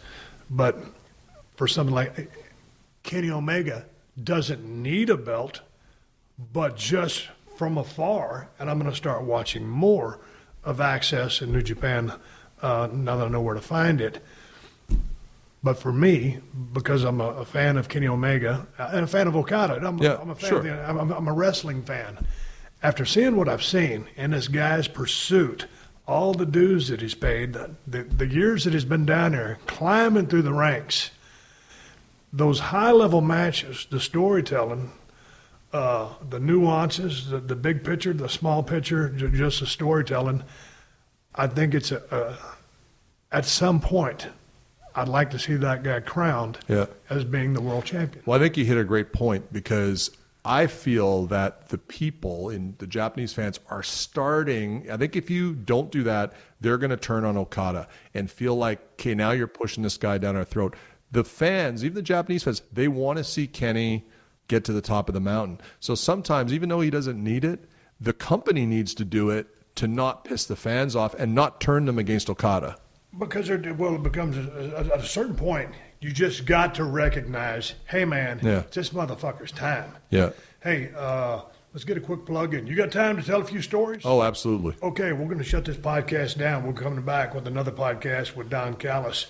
You are on Twitter and social media. At Cyrus Overhuge. At Cyrus Overhuge. Tell me real quick before we sign off the Halliburton Cowboy, because I get it, but not everybody else does. It's probably cost me a lot of Twitter followers because it's confused, but I was like, I loved the business the way it was, and people God damn, so did I. And I always laugh because I've heard you say a million times, I don't want to sound like a grizzled veteran, and when you say that, I always say to whoever I'm with, but let's just be honest, the business was a lot better before, a lot more fun. So I'm with you. So I was like, and I still have my gold Halliburton carry-on that I bought when I broke into the business in 90. I was the biggest Ric Flair mark ever. And I ordered this Halliburton from Missouri or somewhere like that. And I stopped using it because it's got no wheels and all that. But explain, a Halliburton is a briefcase. Yeah. But it's a briefcase with status. Yeah, it's like this one is like brushed aluminum. It's, Halliburton's like a Louis Vuitton. You can see it a mile away. And it's brushed gold. It's really gaudy. And I used that forever. I stopped using it the first day I went to work for Vince because I'm like, I'm going to get heat on myself. What an asshole. Look at the mark walking in with the gold briefcase. And I always used to wear a suit to the building because I'd always kind of come up and like, hey, you got to kayfabe your gimmick. I'm like, so now I'm going to Madison Square Garden for my first show with Vince. And first off, they flew me into Newark, so I took public transit to get to MSG.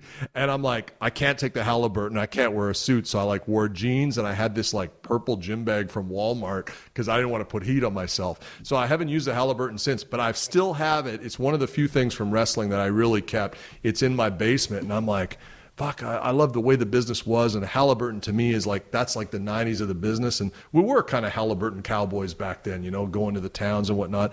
So that was kind of what I did, and it was too many characters to be at Halliburton Cowboy, so I used it as the handle, but people find it confusing, but I don't give a shit.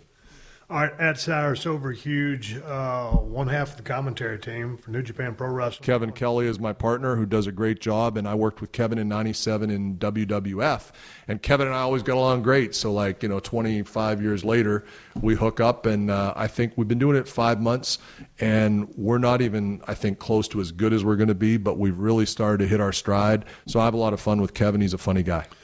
New Japan Pro Wrestling. Check it out on Access TV and NJPWworld.com. That's right. And on the next podcast, it's going to be me and Don just talking about bullshit wrestling stories, Bad News Allen, and things that you had to go through or have, such as the briefcase, the clutch bag, all the bullshit.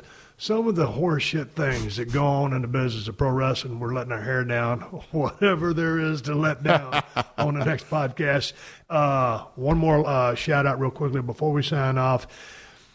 Lance and Don's podcast is Killing the Town on the Jericho Network, and you can follow us on Twitter on that, on @KillingTheTown. We drop late Monday night, early Tuesday morning, and it's we like to say it's a PhD class in pro wrestling. All right, everybody, give me the go-home cue. It's time to wrap up this podcast and ride off in the sunset. Hey, man, nothing for you guys to watch. I got to haul ass and get my ass over to this barbecue. ProWrestlingTees.com/Steve Austin has all the shirts that I wore on last season of Broken Skull Challenge, and they're going to have a lot more because we're about to start filming that show in just a couple of weeks. Check out my IPA from El Segundo Brewing Company that you can find here in Cali at Whole Foods and Total Wines. And if you ain't in Cali, check InsideTheCellar.com and see if they ship to your state.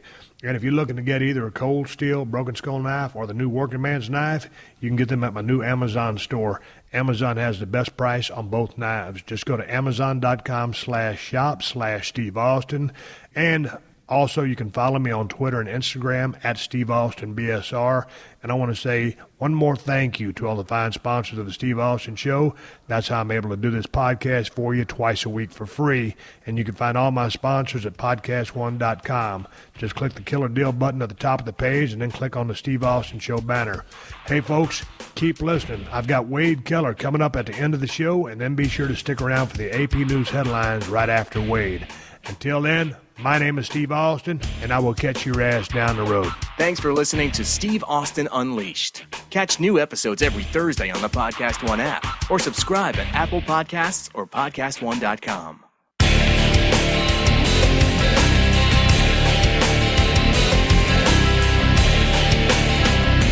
All right, I'm rolling sound. I got Wade Keller, the Pro Wrestling Torch, on the other end of the line. It's 4th of July as we record this podcast. As you guys know, I am on my way to Nevada, but I'm sitting here at 317 Gimmick Street. Fireworks in the background. Wade, I know you went and saw the fireworks over there in Minnesota. How was it?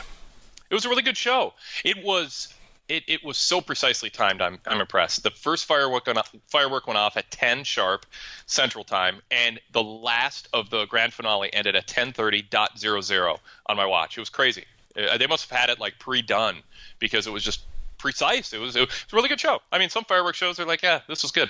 I'm kind of over the fireworks. Did you go for the family, or are you at home? Yeah. My 8-year-old was very into it. Well, let's talk a little bit about some professional wrestling. I've been talking about the New Japan Pro Wrestling Show in Long Beach, July 1st and 2nd for a couple of shows now, but this is the first time you and I have talked.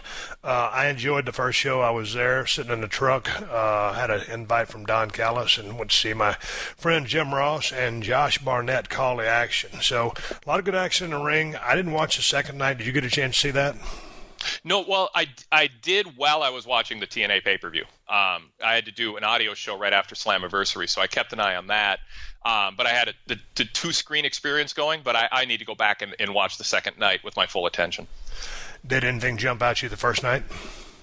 Yeah, I mean, it was a good show. It was very New Japan-like in the pacing and the way that they did the undercard. The main interest. Main curiosity was what they did with Cody Rhodes and how he would fit in that environment. And I thought he did a really, really nice job looking like he belonged, but he also, I thought, was true to himself in the sense that he didn't try to just completely change his style because he's working a New Japan show. And I actually really just admired Cody and Okada for being able to adjust to the circumstances appropriately the way that they did. What do you mean adjust to the circumstances? Because Cody working against Okada is not normally what I expect to see out of Cody. I'm used to WWE main event style with him mixed with indie style, and he went in there and there was some of what you would expect to see if Cody was wrestling, just an American that he was feuding with. But then some stalling and some of the personality stuff. And then as the match got going, it got more intense, more New Japan, more strong style. And I thought that that Okada adjusted too. Well, I shouldn't even say adjusted because he was still true to himself, but he played off of Cody really well with the facial expressions. They obviously had a crowd that traveled from far. A lot of people traveled far and wide to be there in person. And they had a crowd that wanted this to be a good match, but if they didn't think it was a good match, I think they would have turned on it. And it was a really good match. They didn't turn on it, and they were totally into it. Billy Gunn, both nights didn't get the kind of reaction that Cody did. And I think the fans would have been hard on Cody if they felt that was a match that if they felt they deserved a better opponent for Okada, they would have let New Japan know and let Cody know. And if anybody was skeptical, I think Cody by the end, it was a long match, and I thought he really really delivered well. But I mean, Okada is he's best in the world right now. I know you were impressed with him. Man, that kid is a hellacious worker, and Cody did a damn good job. I was so proud of him. But I'll tell you what, the match, started off a little slow, did a little bit of stalling, like you said, brought Brandy into the fray, a couple of kisses.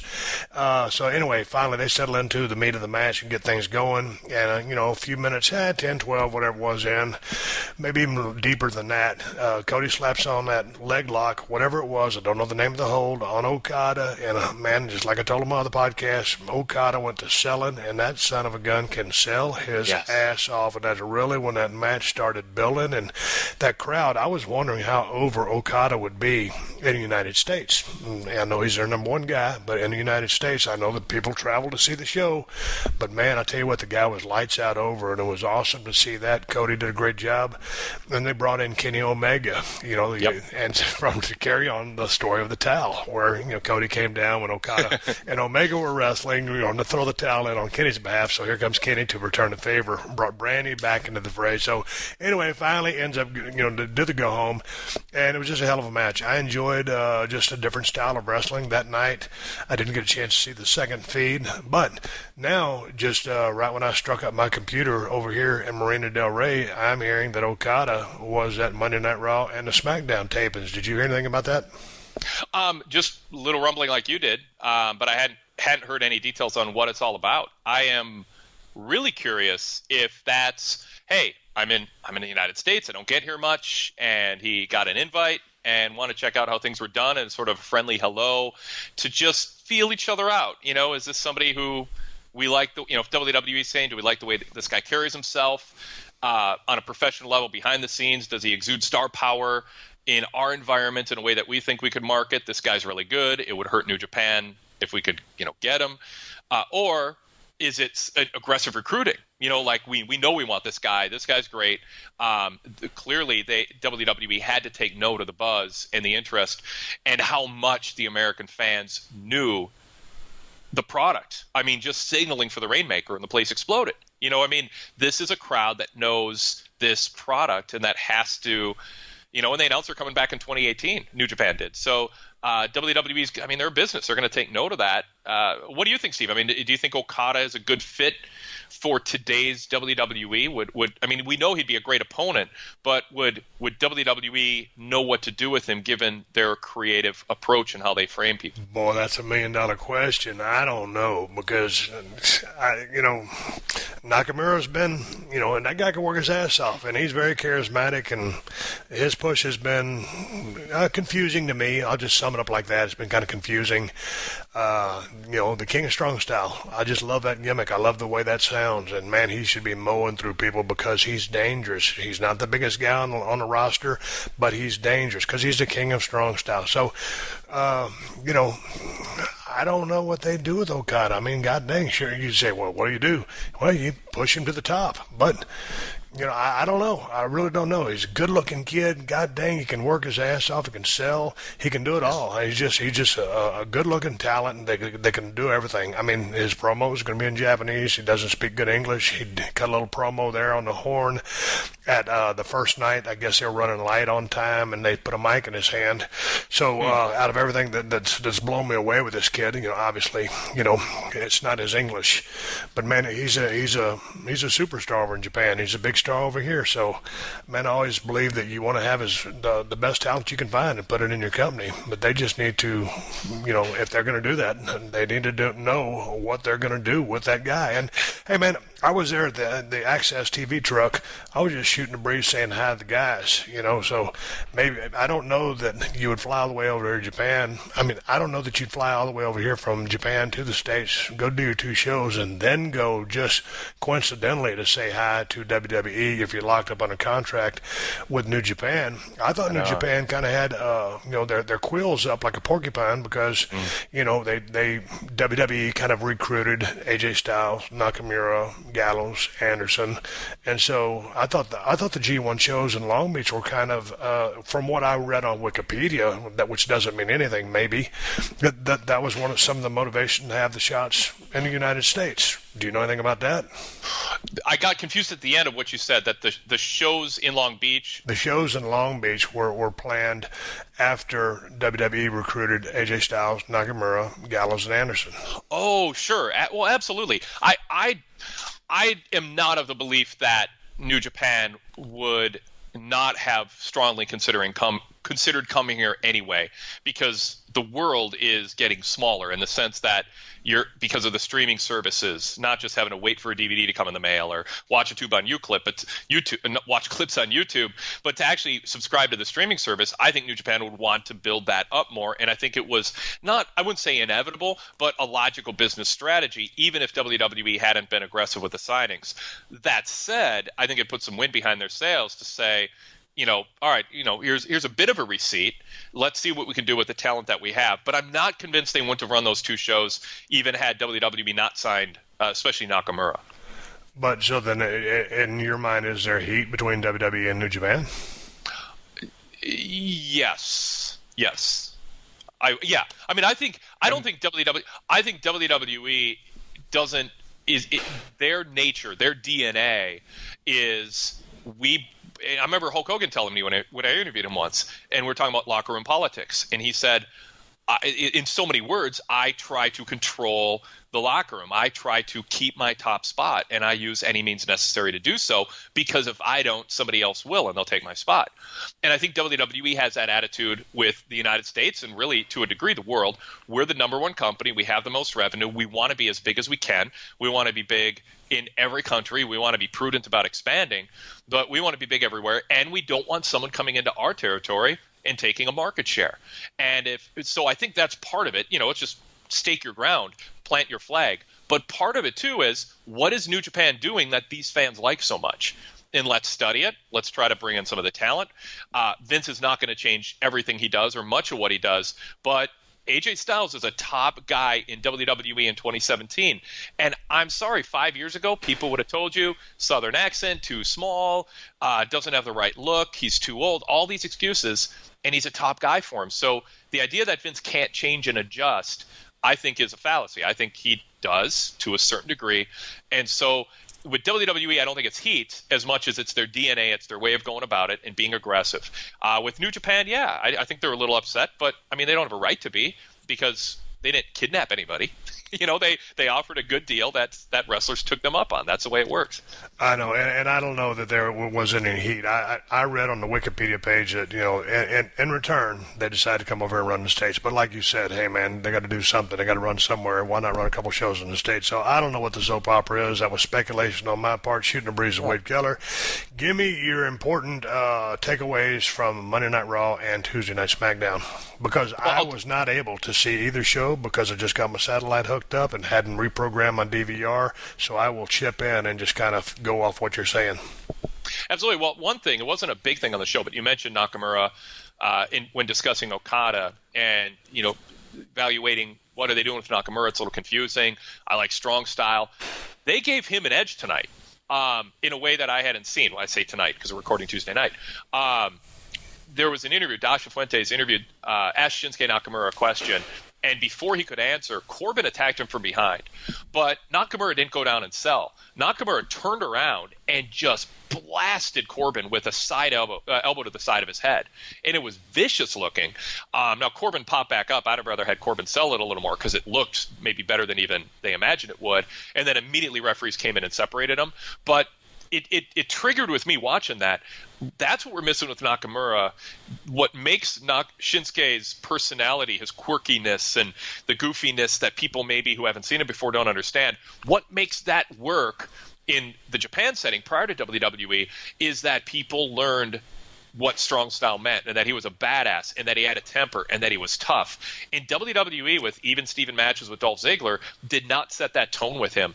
And so, to me, this was maybe an indication that they recognize we need him to be more vicious and show more of an edge and be a little less happy-go-lucky with the facial expressions alone. He doesn't want to drop those, but you got to have this other ingredient. And it just struck me that was... He didn't just go down and sell. He fired back big time. So that jumped out to me on SmackDown tonight. It was just a 12-second or 20-second segment, but it jumped out to me. All right, man, just hearing that, that's good news to me. Yeah, absolutely. So the big thing tonight with John Cena, they've been hyping this for weeks and weeks and weeks. 4th of July, John Cena returns. They called him free agent John Cena. We don't really know what free agent John Cena was going to mean, and we're going to have to wait longer because they didn't address it. John Cena didn't address it. John came out and told the crowd, he got the crowd psyched up. This is the second night they were in Phoenix. So a lot of the fans already saw 3+ hours of Raw last night. So he's saying, come on, bring it on. I've been waiting a long time for this. Did you miss me? Finally, they got going, and he got going. And then he just talked about what America represents, being the 4th of July, and rounded it out to WWE being a land of opportunity. And then he started responding to critics. He said, people say I'm nothing more than a part-time mascot, which I hadn't heard that one. But he said, I'm not a part-timer. I am an all-timer. And he got in preacher mode. And he said Monday Night Raw and SmackDown, he said that, and he's an all-timer, and he said that he is a free agent because if his time in WWE is limited, he's going down in a blaze of freaking glory.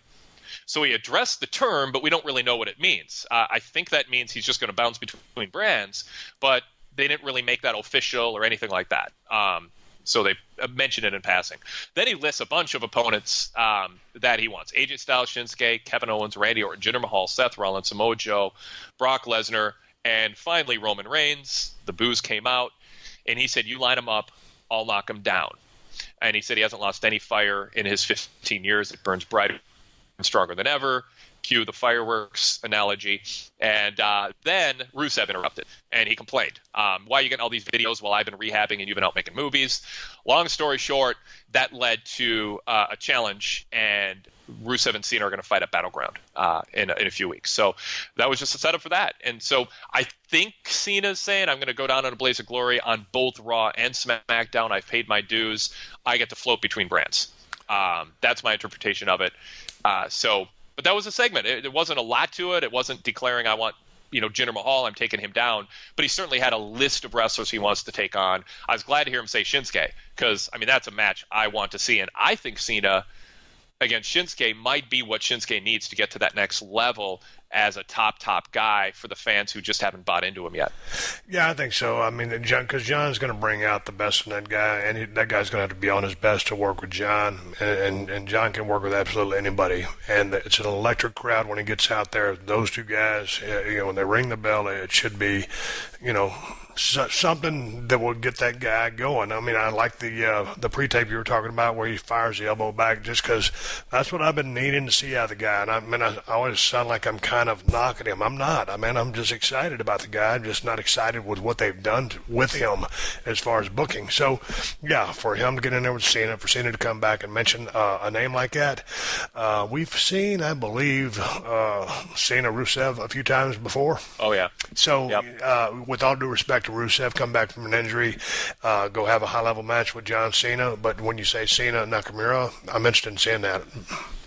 And I think it's good for Cena to be gone and then come back and have some new things to work with, because he's done everything. He's wrestled everybody. When he's been full-time, he's been active. The U.S. Title Open Challenge, he just rolled through about every opponent he could face. And you don't want to get to the point, because Cena's really good at what he does. You don't want to get to the point 15 years in at age 40 where it starts becoming ordinary. And, there was a time where Undertaker was on SmackDown every week when he was a legend, and it felt diminishing in the sense that it helped ratings. It was great that he was willing to work full-time, but it sort of was like, we shouldn't be getting this much of him. He's too big of a star. And then he became an even bigger star when he wasn't on every week. And I think Cena's reached that point. And so being away for a while and coming back and having Shinsuke there, having Jinder perhaps there, I think that those are some fresh matchups. You don't want to see Cena be at a point where fans just start taking him for granted and going, oh, John's going to wrestle again. I think at this point, anytime John wrestles on TV, he's at a point where it should be a very big deal and not a weekly occurrence. Yeah, I agree with that. He's a big-time player. He's had an amazing run, one of the best in the history of the business. So, yeah, he needs to be doing something important. Anything else on that? On SmackDown or Cena? SmackDown. Yeah, Daniel Bryan, I love this. Last week, Carmella won the Money in the Bank rematch, and Daniel Bryan and Renee Young on Talking Smack afterwards sort of were like, Oh, yeah, the joke, and Ellsworth got past security. We need better security. Ha, ha, ha. Renee said, hey, at least she did it the right way this time, meaning, she won fair and square, unlike at the pay-per-view. And I was like, no, Ellsworth was banned from the building, and he came back in the building, and he interfered in a way that led directly to Carmella's win. It wasn't as egregious as pulling the briefcase down, but I needed Daniel Bryan. Me as a fan growing up watching authority figures, and I just think for the sake of his own credibility, he needed to respond to that, and he did this week.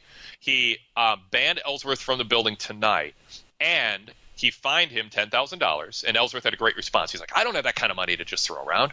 And he said, and you're suspended 30 days for blowing past security. And I love that. I mean, there should be consequences to somebody interfering in a match that important that defies the orders of the authority figure. I was cheering when that happened. I really like that they did that and laid the law down and said there will be consequences for your cheating. They need to keep laying the law down so that there's a set of laws and rules that must be followed so that the whole program makes sense. And so when a heel breaks a rule, there's heat instead of congratulations for taking full advantage of the rules. It wasn't perfect. I think it was Tom Phillips in commentary, and no blame in Tom. I mean, he's selling the narrative that he's told to, that Carmella took full advantage of the rules to win last week. And that's fine. It's literally true. She didn't get disqualified, and she is the Money in the Bank briefcase holder. Therefore, she succeeded within the rules. But I think there should be that voice, whether it's Phillips or Saxton, going, yeah, but she can't be proud of herself. She can't be proud that she, again, did not win the right way. Right. Carmella's going to laugh at that notion. Well, I don't care how I win. But that's what makes a heel. And so they were much better this week, but still a little bit too much nonchalance in that, well, as long as you get it done, that's all that counts. And I'm like, no, you got to have a voice, a moral voice, that a compass that says, we're not here to find out who the best cheater is. We're here to find out who the best competitor is. And Carmella made a mockery of that. But Daniel Bryan addressed that, so I like that. How was her promo? It was good. I wouldn't say it was super memorable, but it wasn't designed to be. But she was her bragging about what she did and the fact that now it can't be taken away. And I thought that her body language and her tone was really good. It wasn't a super long promo because Naomi was in the mix and went back and forth with her, but it was good. I mean, it worked. Anything else on SmackDown, or time to move to Raw? I'll just say AJ Styles won the U.S. title number one contendership battle royal. I liked what I saw earlier with Chad Gable and AJ having a short 8-minute match, kind of a face-to-face matchup. Storyline being Owens didn't like that they were both in the match because he had beat them both in recent weeks. And Daniel Bryan said, all right, only one of you gets to be in. You got to qualify. But it was a nice match. AJ won, but it was a show of respect afterwards. It was that stare down afterwards. Gable got up, looked at AJ. AJ looked at him, and AJ gave him a nod. And it was like, I thought, a really cool moment for Gable's character that, yes, he lost, but he earned AJ's respect. And it had that kind of sports-like feel, that NBA rookie where the veteran on the court says, we beat you, but good game. LeBron walks over and says something to a rookie who puts on a good performance. So I like that touch. Battle Royal, Mojo eliminated Zack Ryder, his own partner. A little bit of crestfallen expression on Zack's face after that. I don't know if it was a heel turn or if they're giving Mojo an edge. I don't know. We're on a journey with them, and that was good. And they gave Rowan and Harper some moments in the match, but in the end, it was Sammy and Styles. And good back and forth. Styles won. So that was the other top thing on SmackDown. So what are they cooking over on Monday Night Raw? Well, it's the final hype for the pay-per-view, Great Balls of Fire on Sunday. And they did a nice job promoting the pay-per-view. It was a well-received show, and for good reason. Brock Lesnar and Samoa Joe had a split-screen interview. They wanted to keep them apart, so they were in separate parts of the building. And Joe turned it up. Like, I like Joe when he's not yelling and screaming, if he's yelling and screaming all the time. But I like when we're 6 days out and he turns it up. And he did. And I thought it worked. He had enough of talking and ended up throwing down the headset and just he went looking for Lesnar. And so they followed him backstage, and he's yelling, I want Brock, where's Brock? And he finally found the room that Brock was in, and Brock and Heyman are just kind of taunting him and snickering in the background, and Joe got held back. So they kept them apart, but they had their back and forth. We could dissect the promo. I would have liked Lesnar to show a little more little less class clown. This guy's a joke, and I'm going to take care of him on Sunday, and show a hint of fear because of what Joe did to him last week. And there wasn't any of that. But I'm also not one to really doubt Paul Heyman too much because, it might all make sense come Sunday. But I was looking for Lesnar to maybe put Joe over a little bit more and not seem so comfortable with the fact that he's going to have to face him in the ring on Sunday. So little critique, but overall, good stuff from them. They did a big angle at the end. Roman Reigns and Braun Strowman have a match coming up on Sunday. They had announced all show Roman's not in the building. So Braun said to Kurt Angle, I need to beat somebody up. If you don't assign someone, I'll just beat everybody up. So Titus Worldwide, volunteered his man Apollo Crews for the job. And so they had the match. It was a main event. And Strowman just decimated Crews for 5 minutes. And then it looked like Braun's just going to show everybody what it's like to throw someone in the back of an ambulance. Symbolism for what he's going to do to Roman. But he threw him in the back, and then he went to go in the driver's seat to drive away. And Steve, you'll never guess. Who do you think the driver was? I'm gonna Three guess. guesses.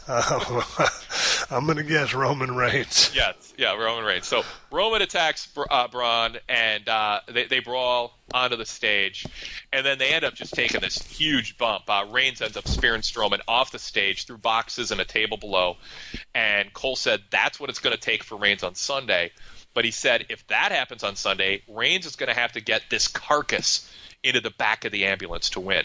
So just really drew a picture of these guys when they collide. It's big. It's a big deal.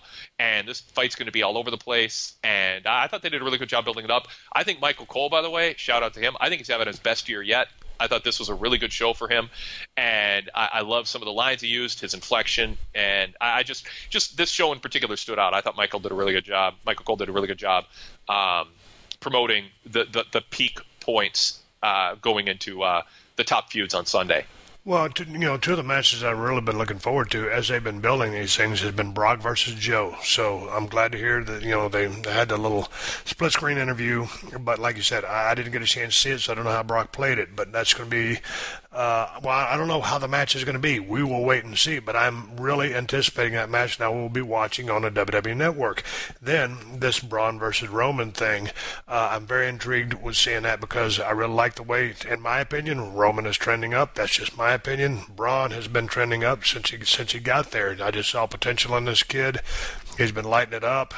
He's absorbing everything. He's still got a ways to go, but he's absorbing everything. And for a guy who's been in the business for as short as he has, he's very good.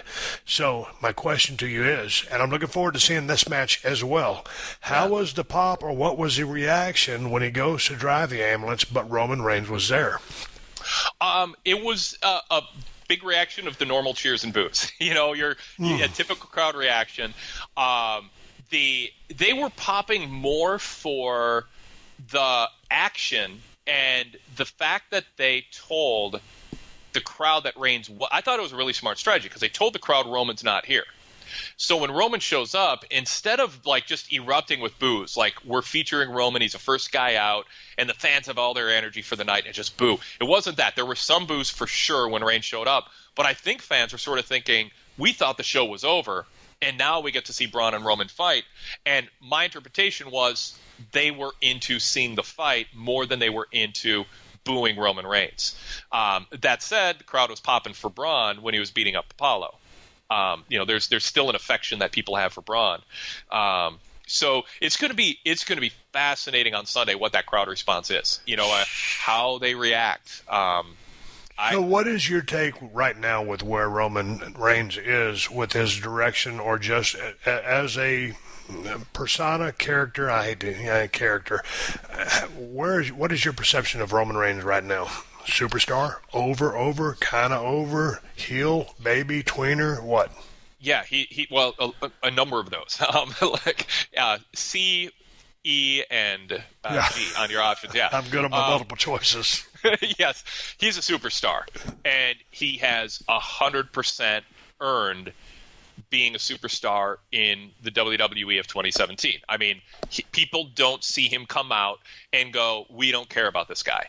And they don't see him come out and think they're not getting their money's worth. When did the stars come out? That said, that's not enough. They still need to figure out how to make the most money with him. If he goes on this way forever, I mean, for the next 10 years, I mean, it's fine.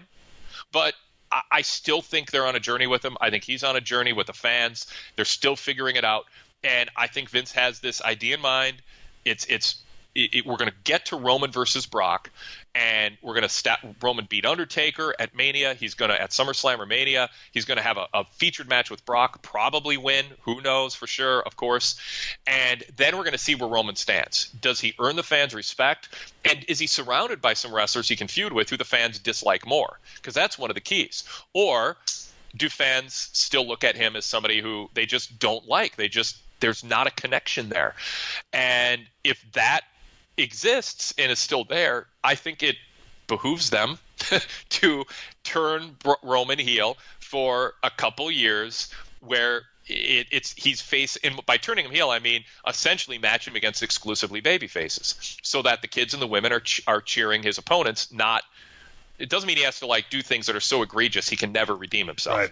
But do something, get him against baby faces, have him have an attitude, have the announcers change the tone of the way that they talk about him and say, something went wrong with Roman. His attitude is bad lately. His success has gone to his head.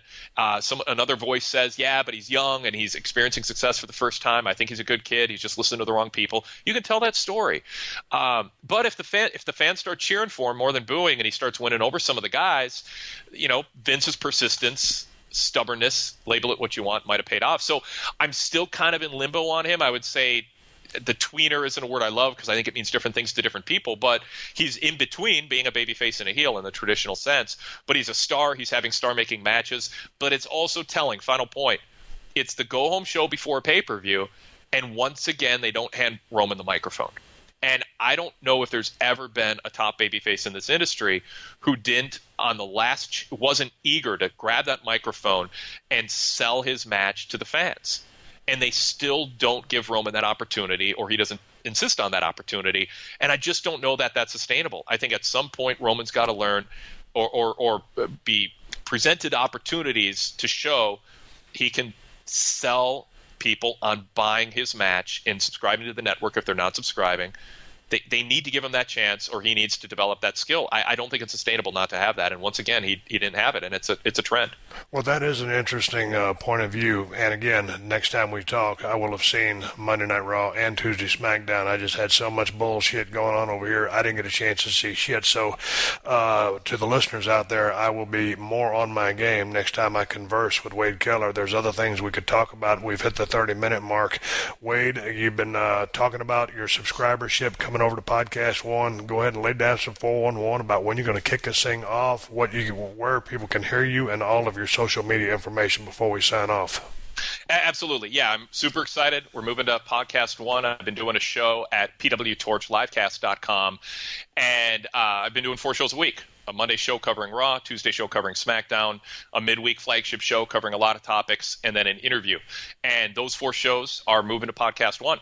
And the first show drops first thing on Tuesday, July 18th, and that'll be covering that episode of Raw. And then the next day, we'll do a whole show on Smackdown. The day after that, another show on a whole range of current events. And then 4th show that week doing interviews. And people can sign up right now. Just enter Wade Keller on iTunes or wherever you listen to podcast apps on your smartphone or your computer. And we propagate it everywhere. We've been one of the top sports shows all week with new signups, which is fantastic. And I'm sure a lot of your listeners are doing that. And just sign up now, subscribe, and when our first show drops on the 18th, you'll be ready to go. People can hear me in the meantime at pwtorchlivecast.com, and we've got information there on how you can subscribe in iTunes if you want to hear me for the next couple weeks doing my show in the current location before I move to PodcastOne. Follow me on Twitter at @TheWadeKeller. Follow our brand at PWTorch. And check out our main website, pwtorch.com, with news results, live coverage of Raw and SmackDown. We'll be covering Sunday night's pay-per-view live, too. I'll have a report. You can follow along as the pay-per-view's airing and read what I'm saying and star rating and analyzing the matches on Sunday night. All right, Wade, until next time, I'll catch you down the road. Thanks, Steve.